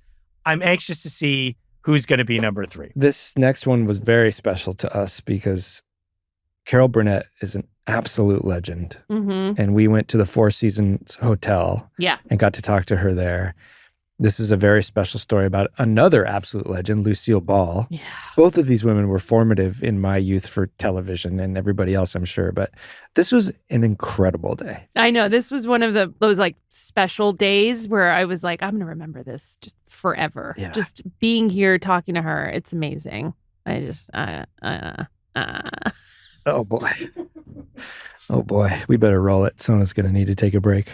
I wanted to ask you about Lucille Ball because obviously growing up, even though the show had long been gone, it was running constantly in reruns. I Love Lucy, and that was the format for the modern sitcom that has endured for 50, 60 years. And I know that she was very kind to you. She saw you as, hey, this kid has something. I like her. How did she reach out to you? Well, or how'd you meet her? I was doing the off-Broadway show called Once Upon a Mattress. Mm-hmm. And we had just opened the night before. And the second night, there was a lot of buzz I could hear in the audience. And Lucy was in the audience the second night. I remember I peeked through the curtain and I saw this big shock of red hair. And there she was. I was more nervous that night than I was opening night the night before because she was in the audience. Yeah. Anyway, it went okay. And I had this funky little dressing room off Broadway. She knocked on the door after the show and came in. And I had this couch and it had a spring coming up. And she was going to say, I said, look out. She said, I see it. Is it my first rodeo? Anyway, we visited for about a half hour and she called me kid because she was 22 years older. Right. She said, if you ever need me for anything, give me a call. So about 4 or 5 years later,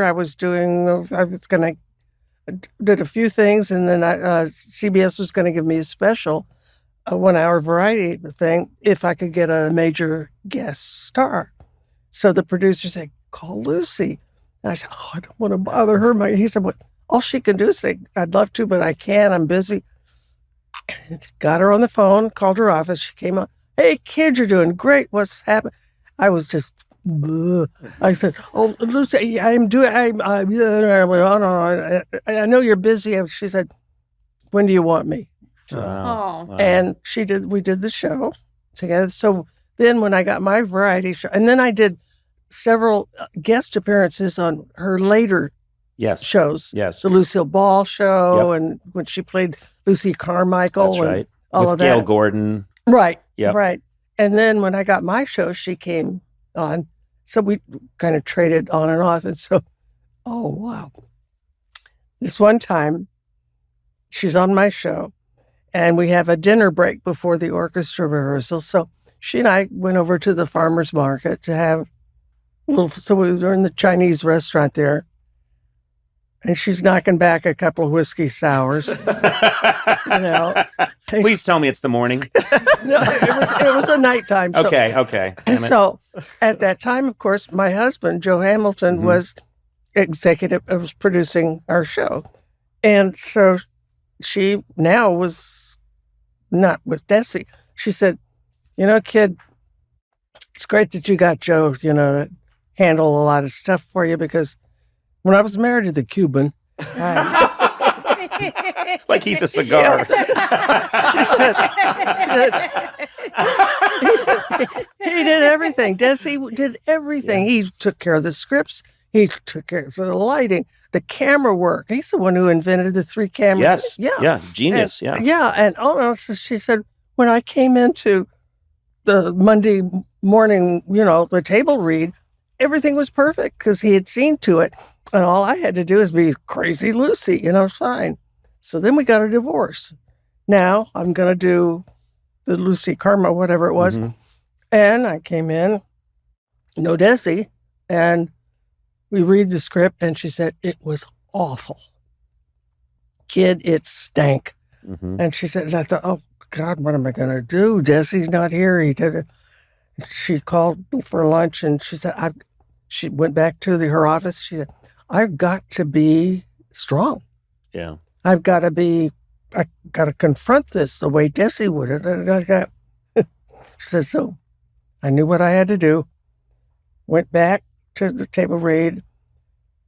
And I told them in no uncertain terms how I felt about the script, how we had to fix it. She said, kid, and she took another. And that's when they put the S on the end of my last name.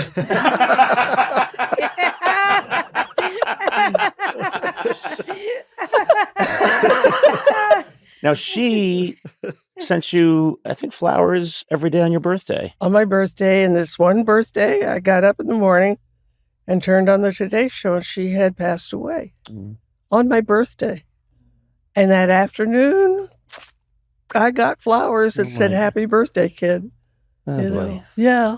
So we had a great bond. Legend. That's amazing. Do you remember she came into that room and there was probably 15 people in that room.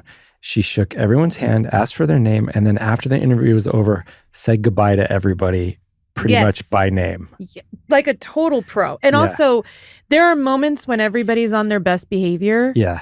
You know, like we're all like dressed a little nicer. Yeah. We're all not Usually goofing a off. president of some kind. Yes. Yeah. And yeah, she had the same.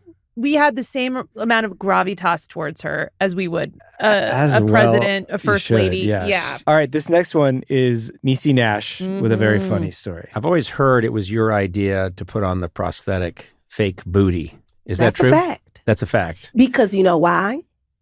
Because the women in my family, I did not see them on TV. Mm-hmm. You know what I mean? Now you could buy a butt on every corner.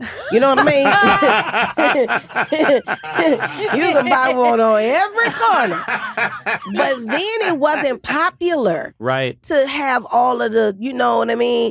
And I went to so many booty fittings, like you don't even understand. And they couldn't get it right because they were building it straight back. So I went to my girlfriend and I brought her up there who had, you know, the natural slammer jammer. And I'm like, you see, you got to start from the hips and wrap it around.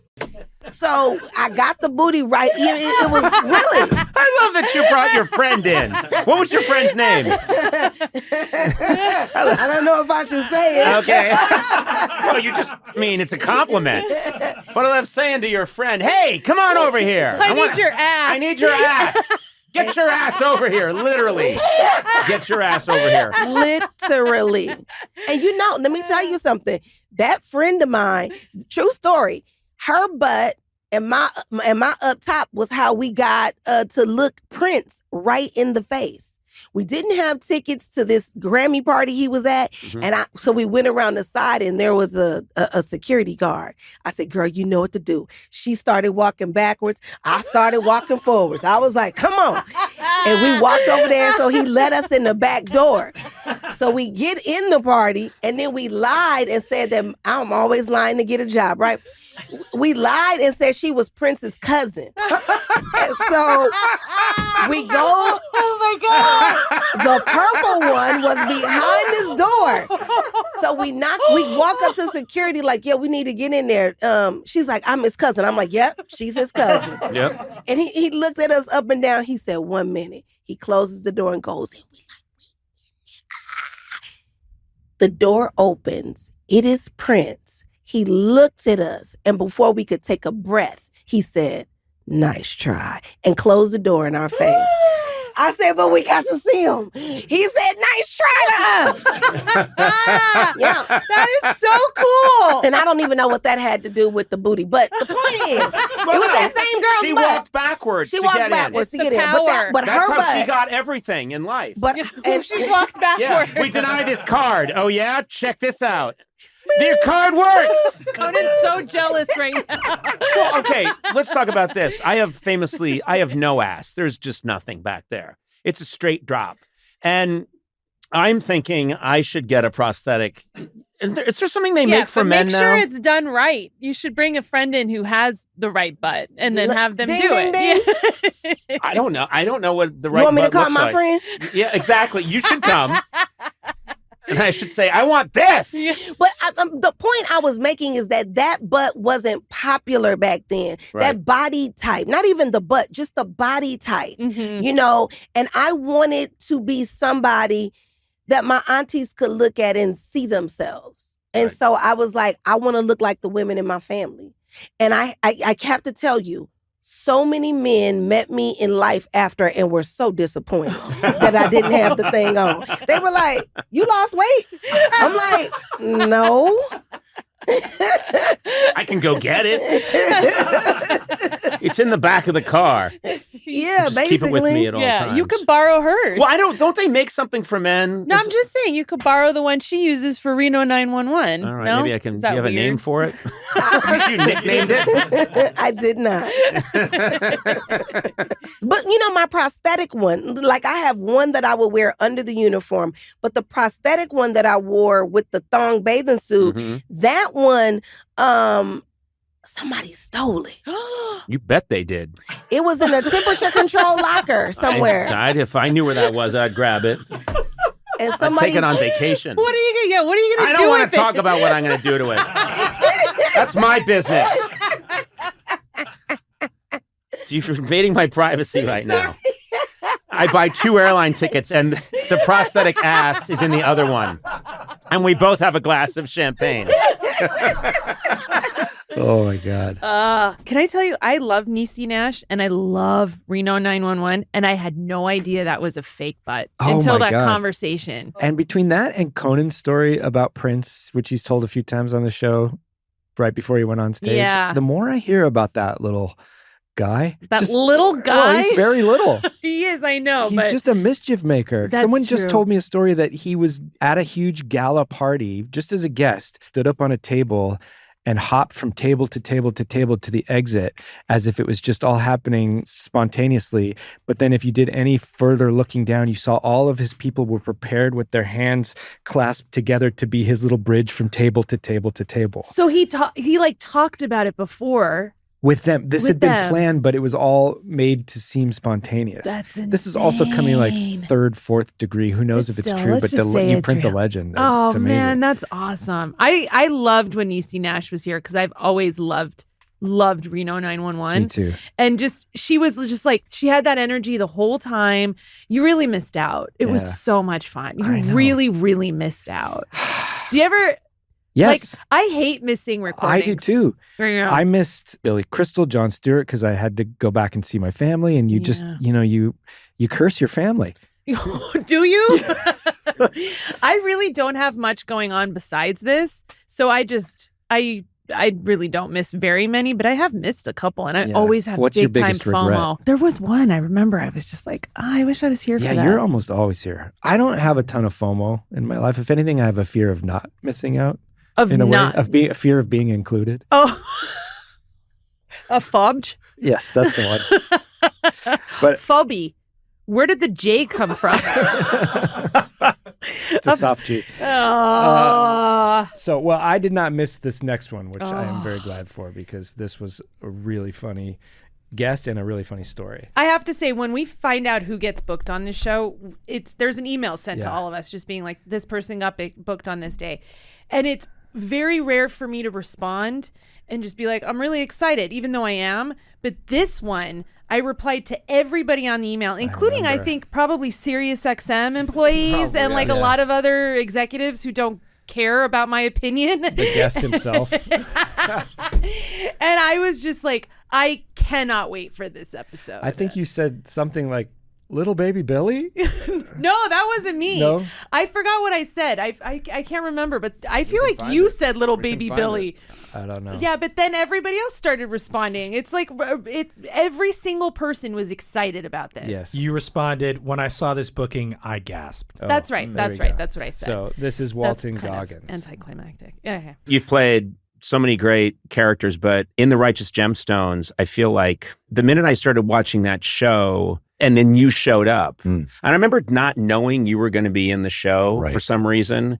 And the minute you show up, I thought, you can't do The Righteous Gemstones without Walton Goggins. You have to have him. Did I tell you the story about the David Gordon Green was directing that episode?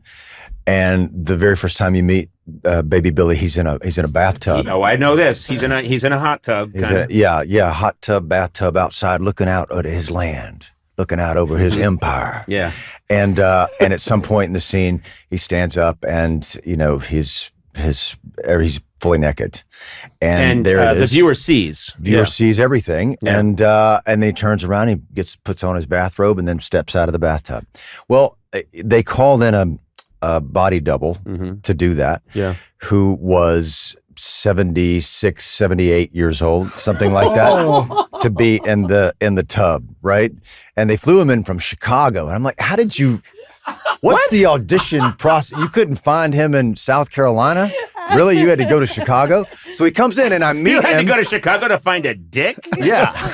This guy's top of his game, though. Yeah. You have to understand. Top of his game. Top stick guy. Yeah. And I met him on that day, and he was dressed like me, kind of looked like me, and I'm thinking like, who are you? He said, I'm you. You know, I'm your body double. I'm standing in for you. And it's like, oh, okay.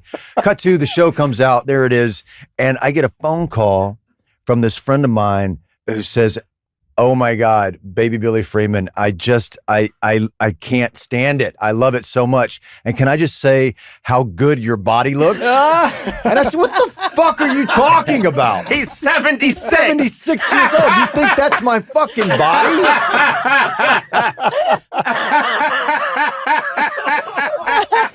True story. I did wonder, because the penis is right there. Penis is right there. In high definition. Yeah, that's right. Beautifully lit. I mean, it's a nice penis. I mean, it's a nice penis. But it's definitely a Chicago penis. Yeah, it's a Chicago you can penis. tell. And you know what? South side. Deep dish. That's a South Side penis. Deep dish. South Side. That's a White Sox penis. That's not a Cubs penis. It does not have a Southern accent. Yeah. Oh, very, very Yankee. What's going on here? What are we doing here down south? Penis, shut up. You're ruining it. I just got out of a hot tub. Yeah. Gotta get a sausage. Oh, I love him. Did you watch Vice Principals? Yes, definitely. Can I just say a thing where I like you, Sona, I love Walton Goggins. He's one of my favorite people. And sometimes when celebrities get here, I get to just say a few words to them as they come up the stairs. And I had to tell Walton Goggins this. He comes up, he's very nice. I shake his hand, and we're talking for a second. And I go, I have to say, you have a gin, right? He goes, well, yes, I do. And I was like, my old boss and I, Dan Ferguson, got very drunk one night on your gin, and it was delicious. And he put his hand on my chest and goes, well, then may I just say, you are welcome for your inebriation. Oh, my God. It's like a blessing you've been baptized in the spirits of Walton Goggins. The most charming man ever. It just dripping with charm. Just dripping. Yeah, I love him. I think I love every single role he's in, and if I hear he's in something, I will watch it. He's one of those actors. Yeah, it's true. Yeah, that's why I watched Fallout, even though I never knew anything about the video game. I and watched he's very the show. serious in that, right? He has like barely a face. Yeah, I know. Right? What's wrong? He's not totally serious, but he's the villain. Yeah, he's the antagonist. Yeah. But if you haven't watched it, you should. It's really good. Okay. Yeah. Well, next up are two of the most lovable people that you'll have on this show, I think. Ted Danson and Woody Harrelson. Yeah. In a very special circumstance. I think it gets explained in the clip probably. But what a way to kick off this episode. I know. We were all waiting for Woody to get here, and he explains it in this clip, right? I mean, that's what the clip is. Yeah.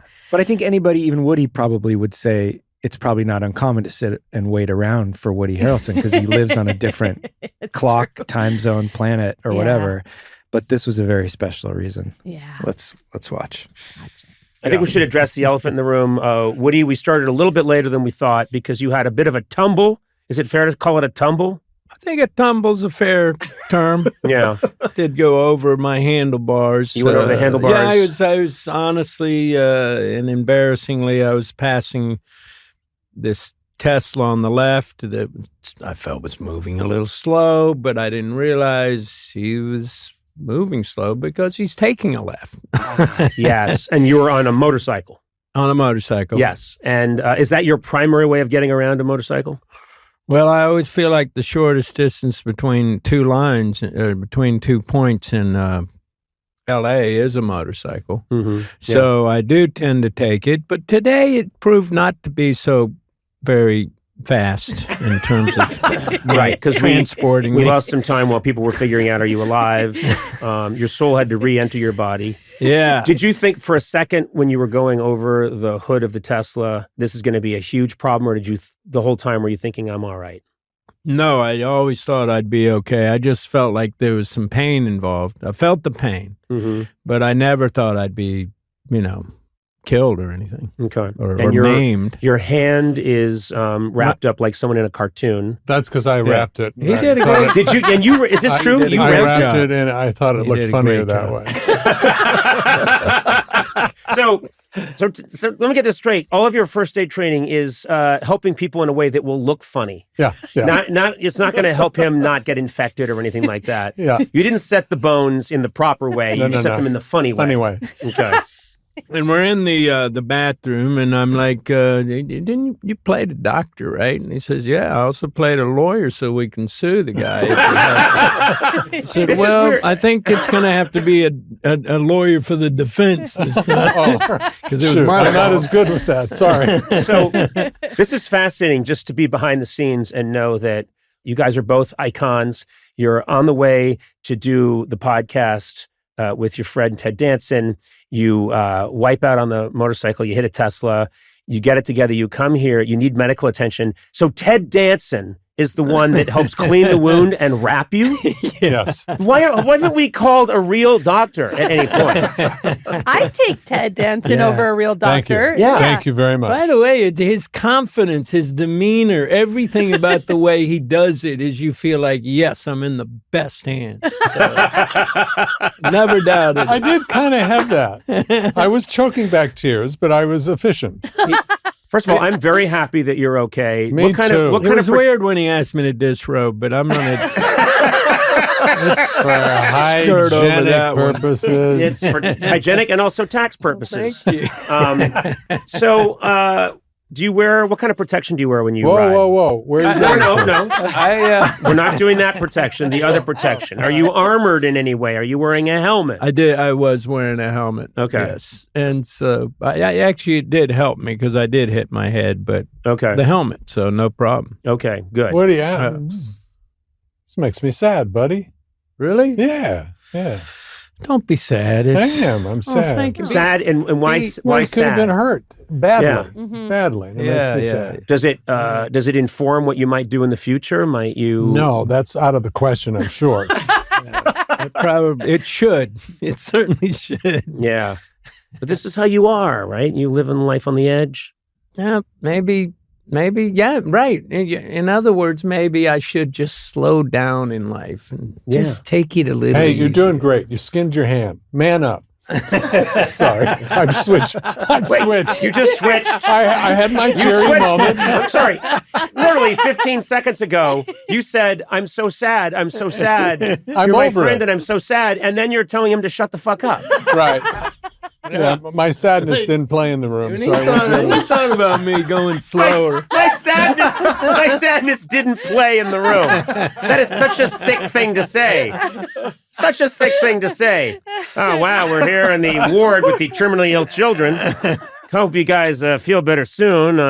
Tough break. Hey, that didn't play so well. Let me try something else. Hey, Timmy, how long you got? Jesus Christ, Ted.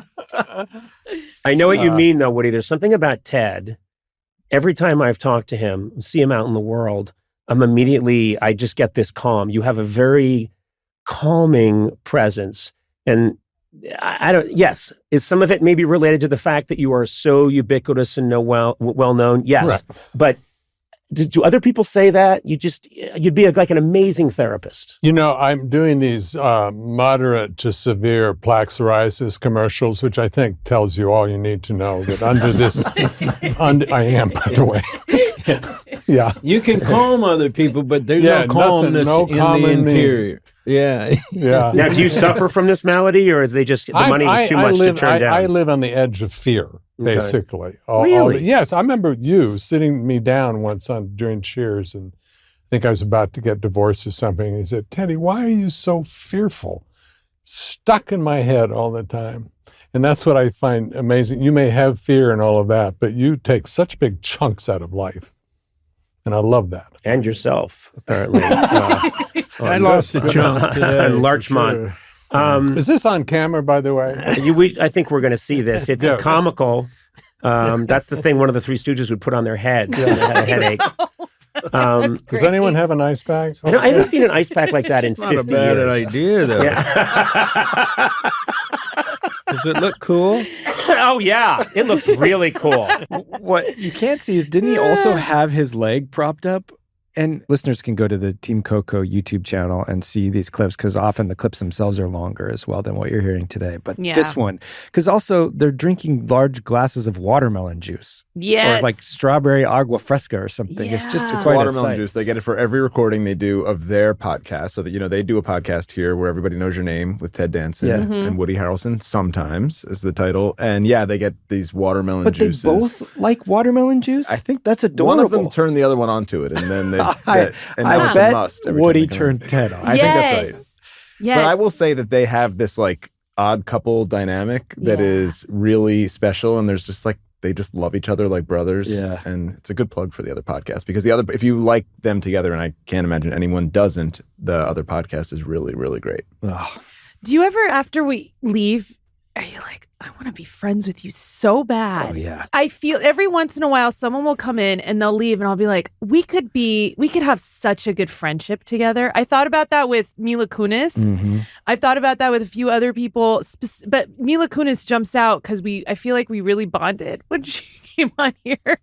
But with them, I really just like would love to just go to dinner parties with them and just be friends. Woody invited our team, and a handful of us went to his dispensary when the show launched. Oh, really? Mhm. Oh my God, And he was I gotta there. go. One of my favorite memories of that night was apparently Woody really loves magic. And so he had magician bartenders. So you'd order a drink and they'd be like, whoom, and then it would like appear or whatever. And it was really cool, except as the night goes on and an open bar, you kind of just want your drink. And so you're like, cool, that's great. And you're flipping the bottle around like, and then firing, oh my God. And you're like, cool, oh man, okay. Oh, great. Oh, that's so cool. Oh man, okay. Okay, cool. Thank you for the drink. So we ended up ordering like several at once just so you could kind of. So he's not doing those Now You See Me movies for a paycheck. It's out of love of the game. Honestly, I feel like it's a passion. It was one of the coolest nights. And that dispensary it's got a whole big garden in the back. It's beautiful. It was We should do a field trip there Really with fun. Conan. We should. We should move our studio to that dispensary and just start recording there. I would love to. All right. Well, we're going to close this out with the Larry David clip that, man, this whole interview is one of the funniest we've had. Yeah. And this moment is a very Curb Your Enthusiasm Larry David moment. Like Very much. You're just like, this would be a plot point in Curb. People ask me all the time, they say to me, Conan, you know everyone in the business. And I say, thank you. And then they say, Larry David, is he exactly like he is on Curb Your Enthusiasm? And I say, yes, he is. You are exactly like that guy. You would claim that you're not quite that guy. But the times I've hung out with you at parties, I feel there might as well be a camera recording this for HBO. Oh. You are the same guy. I take that as a tremendous compliment. Yes, because, you should. Because I got to tell you something. I love that guy. That guy. Oh my God. I am so in love with that guy. Yeah, really. He's my hero. Yeah, he should be. Yeah. It must be nice, though, because you've carved that out for yourself. And then if people encounter you in real life, you don't have to in any way contort yourself to please them. Yes. You can tell them, I don't feel like taking a selfie. It's not really what I want to do right now. And they must love it. And they laugh. Yeah. And they laugh. Except a couple of weeks ago, I got invited to a dinner party. And, 10 years ago, I would have gone, okay, sounds good. What's the address? And now, this time I said, who's coming? Oh. Yeah. It did not go over well. The person was offended? The person seemed to have been a little offended. And I wound up not going. Yeah. Wow. So there you go. God. So there you go. So I tried to be Larry, and it didn't work. But by the way, as long as we're on the subject, is it such a terrible question to ask who's going to? Why is it such a secret? Why is that a secret? I don't understand the big secret. You can't say who's going. Why? I don't get it. Yes. I think you're within, Right? I think you are within your rights to ask who's coming. Thank you. Because you want to find out. Also, I'm imagining you have enemies. And you want to make sure you're not walking into a party. I just made 4 more as I walked into the building. But you want to make sure. You want to know. Yeah, I want to know. It's like a mobster who's going to a restaurant wants to know how many ways are there in.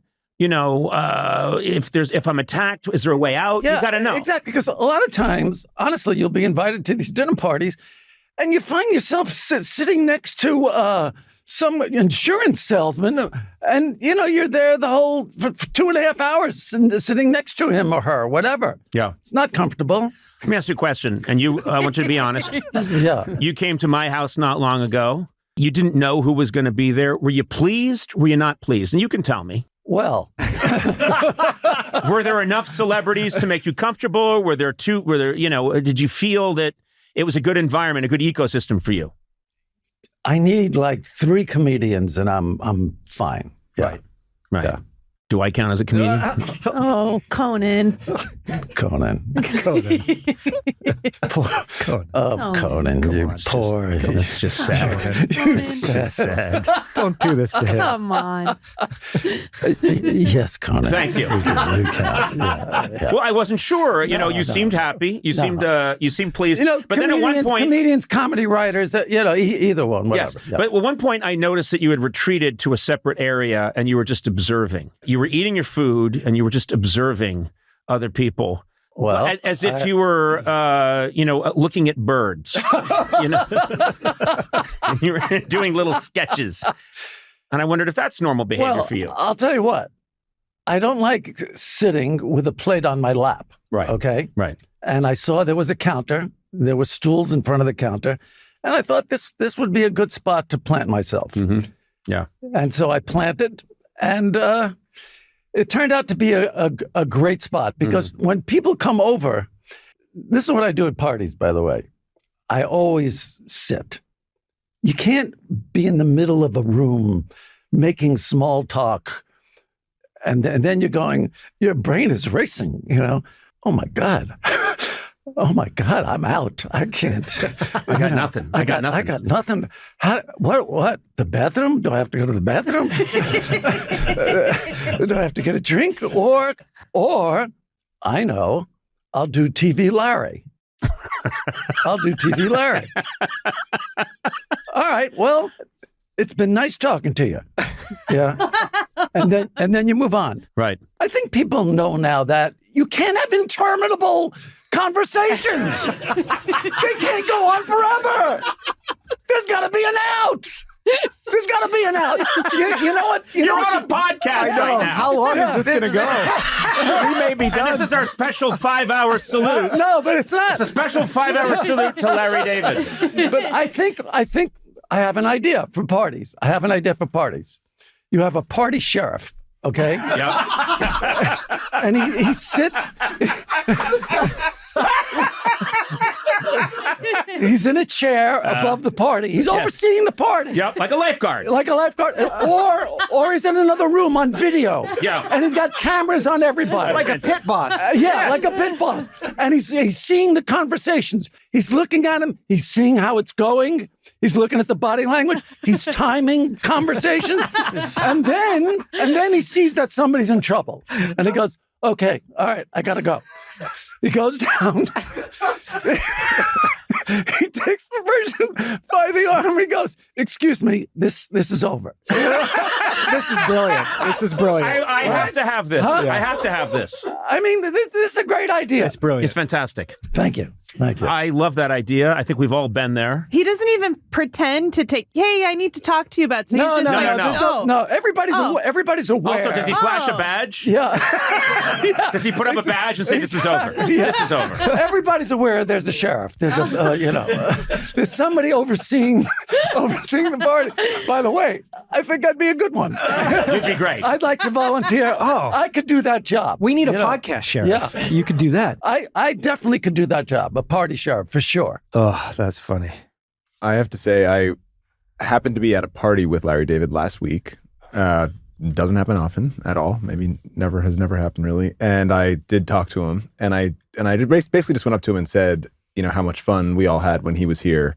And he was very, very kind and said that like this was his favorite. I don't know if he said favorite podcast or favorite talk show he's ever done, which I believe when he says, because I don't think he would, just say that to be kind. It wasn't going to mince words. But the whole time in the back of my mind, I was conscious of making sure I didn't talk too long. Right? And just being like, I'm just going to say hi and then be done because I don't want the party sheriff to get me. Yeah. I mean, what happens when you go too long with the actual part? Who sheriffs the party sheriff? That's a great question. Yeah. I think he would have just said, like, great talking to you. Thank you. And then, time to go. Well, the podcast sheriff has said it's time for us to wrap this up. Yep. And we'll be back next time with Conan, right? That's right. We'll be back with a regular episode next week. Mm-hmm. And like I said, you can go to the Team Coco YouTube channel to see all these clips in their full lengths. And this has been a fun diversion. We're sorry for the circumstances and sending love to our boss. Yes, we are sending a lot of love to all the O'Briens. Yeah. And the Reardons on the East Coast. It's all of Conan's whole family is out there, and it's a really hard time, but also they lived very long, very beautiful lives, made a huge impact on everybody and made a huge impact in their fields, and they're going to be missed. And I mean, this is the end of the year too, really, isn't it? I know. It's the holidays, and everybody take it easy out there and enjoy yourselves, and we'll start fresh next year with good attitudes. Okay. Good attitude. Because we usually have bad attitudes, or I don't know. Why are you questioning? I'm sorry. It was an odd thing to say. But 2025, here we come. Happy holidays, Matt. Happy holidays, Sona. You know you're like my sister. You know what? I feel like we have a brother-sister relationship now. Yeah. We've been doing this for a while, and you're my favorite part of this podcast. Oh, same here. You know what? Just like sitting across and looking at you whenever Conan says something silly. Which is every 3 seconds. Which is all the time. Yeah. We're just like two kids in church, just like making each other giggle. I don't know what I would do without you. I wouldn't have made it this far without you. You would have been fine. No way. No way. You would have been okay. You're my rock. Oh, well, that's nice. And I'm quitting next week. Well, okay. So am I then. All right. And thank you to Adam, Eduardo, and Blay. I know. You guys make this happen. Literally, Adam, you make this happen. Yeah. Yeah. We have a good team. Yeah, we do. Right? Why do we need that other guy? I don't. Well, we do. Yeah, I don't want to sit in this chair again. No, it's weird. There's something about this chair that makes me uneasy. I like being over in the corner, just like not saying anything. That's right. Mm-hmm. Okay. Happy New Year, everybody. Mm-hmm. Happy New Year.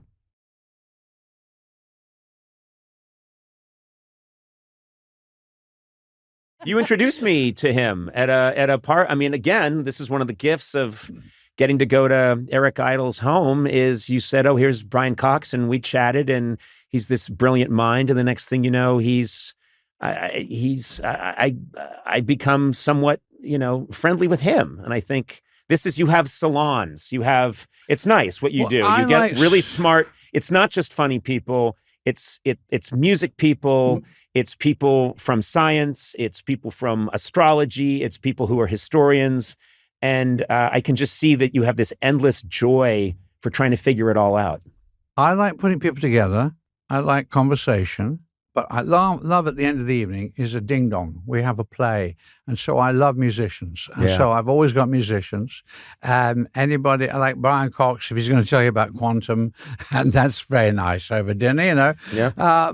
And he also plays the piano. So we have gigs. His son George plays guitar. Wow. And I've been playing with this group who have been playing with the Monkees, and they're really great. And we just sit around and play hit after hit. It's just that's when I'm happiest. After dinner, out come the guitars. We'll just sing for hours. It's funny you say this because, what is it about? I've loved playing guitar. I could never make a dime off of it. but it's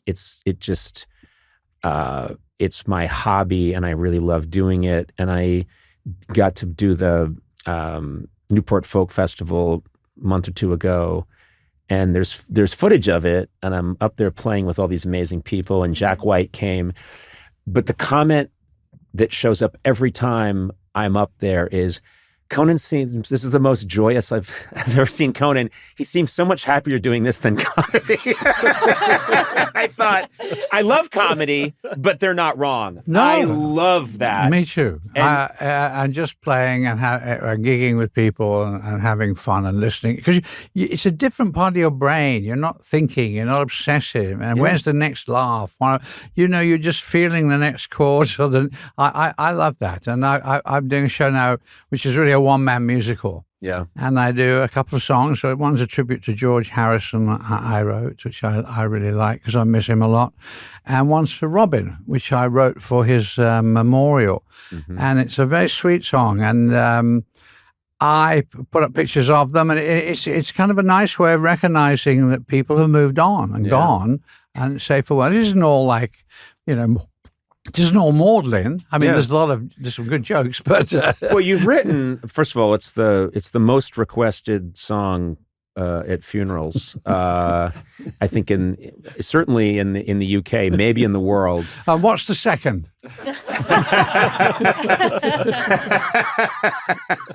That's a really good question. Actually, it was My Way. It replaced. Which is really a terrible song for when you're dying in it. I did it my way. I smoked and smoked. They said I shouldn't, but I did. I ate fatty foods. They said I shouldn't, but I did. You wrote Always Look on the Bright Side of Life, and it's such a great song. I mean, it's an amazing scene in Life of Brian. And at the time, I remember it extremely controversial because, people are they're dying, they're on a crucifix and singing Always Look on the Bright Side of Life. And I think it's everything. It is the perspective that I completely 100% agree with, which is this is terrible and ridiculous and silly at the same time. That is sometimes the only way we can move on. And it's got one of my, life's got a funny plot. You're here and then you're not. Like that's all there is to it, I think. Yes. I mean, what's really funny about Always Look on the Bright Side of Life is you are being crucified. Yeah. There's very little to look forward to at that point. Let's face it. If there's any point in life... Eric, I think you're being overly negative. Yeah, you're giving it a bad rap. Yeah, you're getting a good stretch in the low back. Oh, God. Well, you are. Oh, man. Between the L4 and L5, you get gravity's giving you a little pull. But it is an ironic song, and I think it's a war song, and I think it comes from my father. Their generation, their songs were always like, always look on the bright, the blue skies will open, bluebirds over the bright. They were always about future optimism because they're in a war. Yeah. So I think that's what that sort of song is. It's just like a war song. Yeah. And it was played in the Falklands when HMS Sheffield was hit by an Exocet, and they had to wait for rescue for 3 hours. They sang that That's for amazing. 3 hours.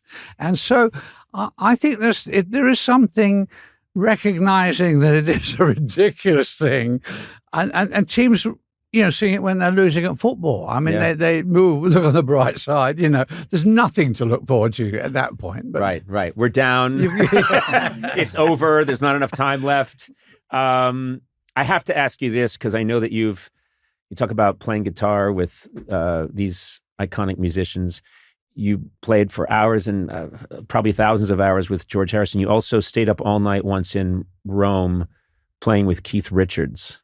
And I'm just curious how don't you leave your body at some point and say, that's Keith Richards I'm playing guitar with, or that's George Harrison I'm playing guitar with? How do you get over that?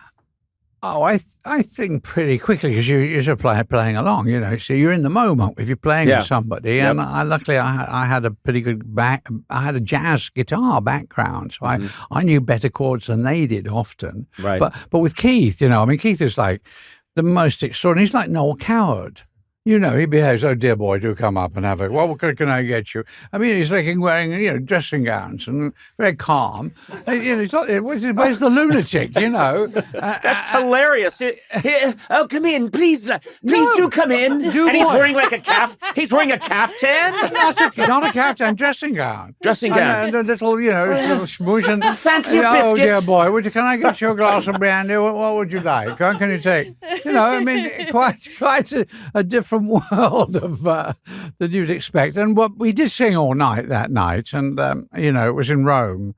And then, when in Rome. When in Rome. So then the next I turn up at the set, and Chevy, I hadn't got any words left. It was my last scene. Yeah. And then Chevy comes up to me and says, I've written this big new scene for us. Oh, is this for European vacation? Yeah. Oh. And I went, I've got, and he's all fuck. So you had to lose a scene I lost in a European scene. vacation because Yes. you were up all night playing and singing with Keith Richards. I'm sorry, yes. Well, that's probably as good an excuse as anybody. Worth it. Yeah. I think it's worth it. Yeah. I'm going to miss the next podcast. I'm sorry.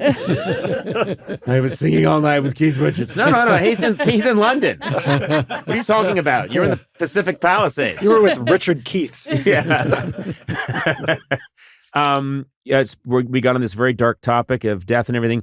You have one of the funniest ideas ever I've heard for an inscription on your tombstone, which I really like. I'll tell you what it is because you've clearly forgotten. Eric Idle, see Google. I'm glad to know that still stands up. It's good. Why? Yeah. Why not? I mean, yeah. what are we getting into here? Exactly. The rest is nonsense. Yeah. I want to thank you. It's a great day for me when I get to spend any time with you. You're one of my all-time heroes, and you changed my life in so many ways with your work when I was a young lad, and you guys completely, I think, reordered the universe and showed us all what could be done. And I still think you're far ahead of everyone else. My love to your family, Tanya, and of course Lily, who I adore. The book is the Spamalot Diaries.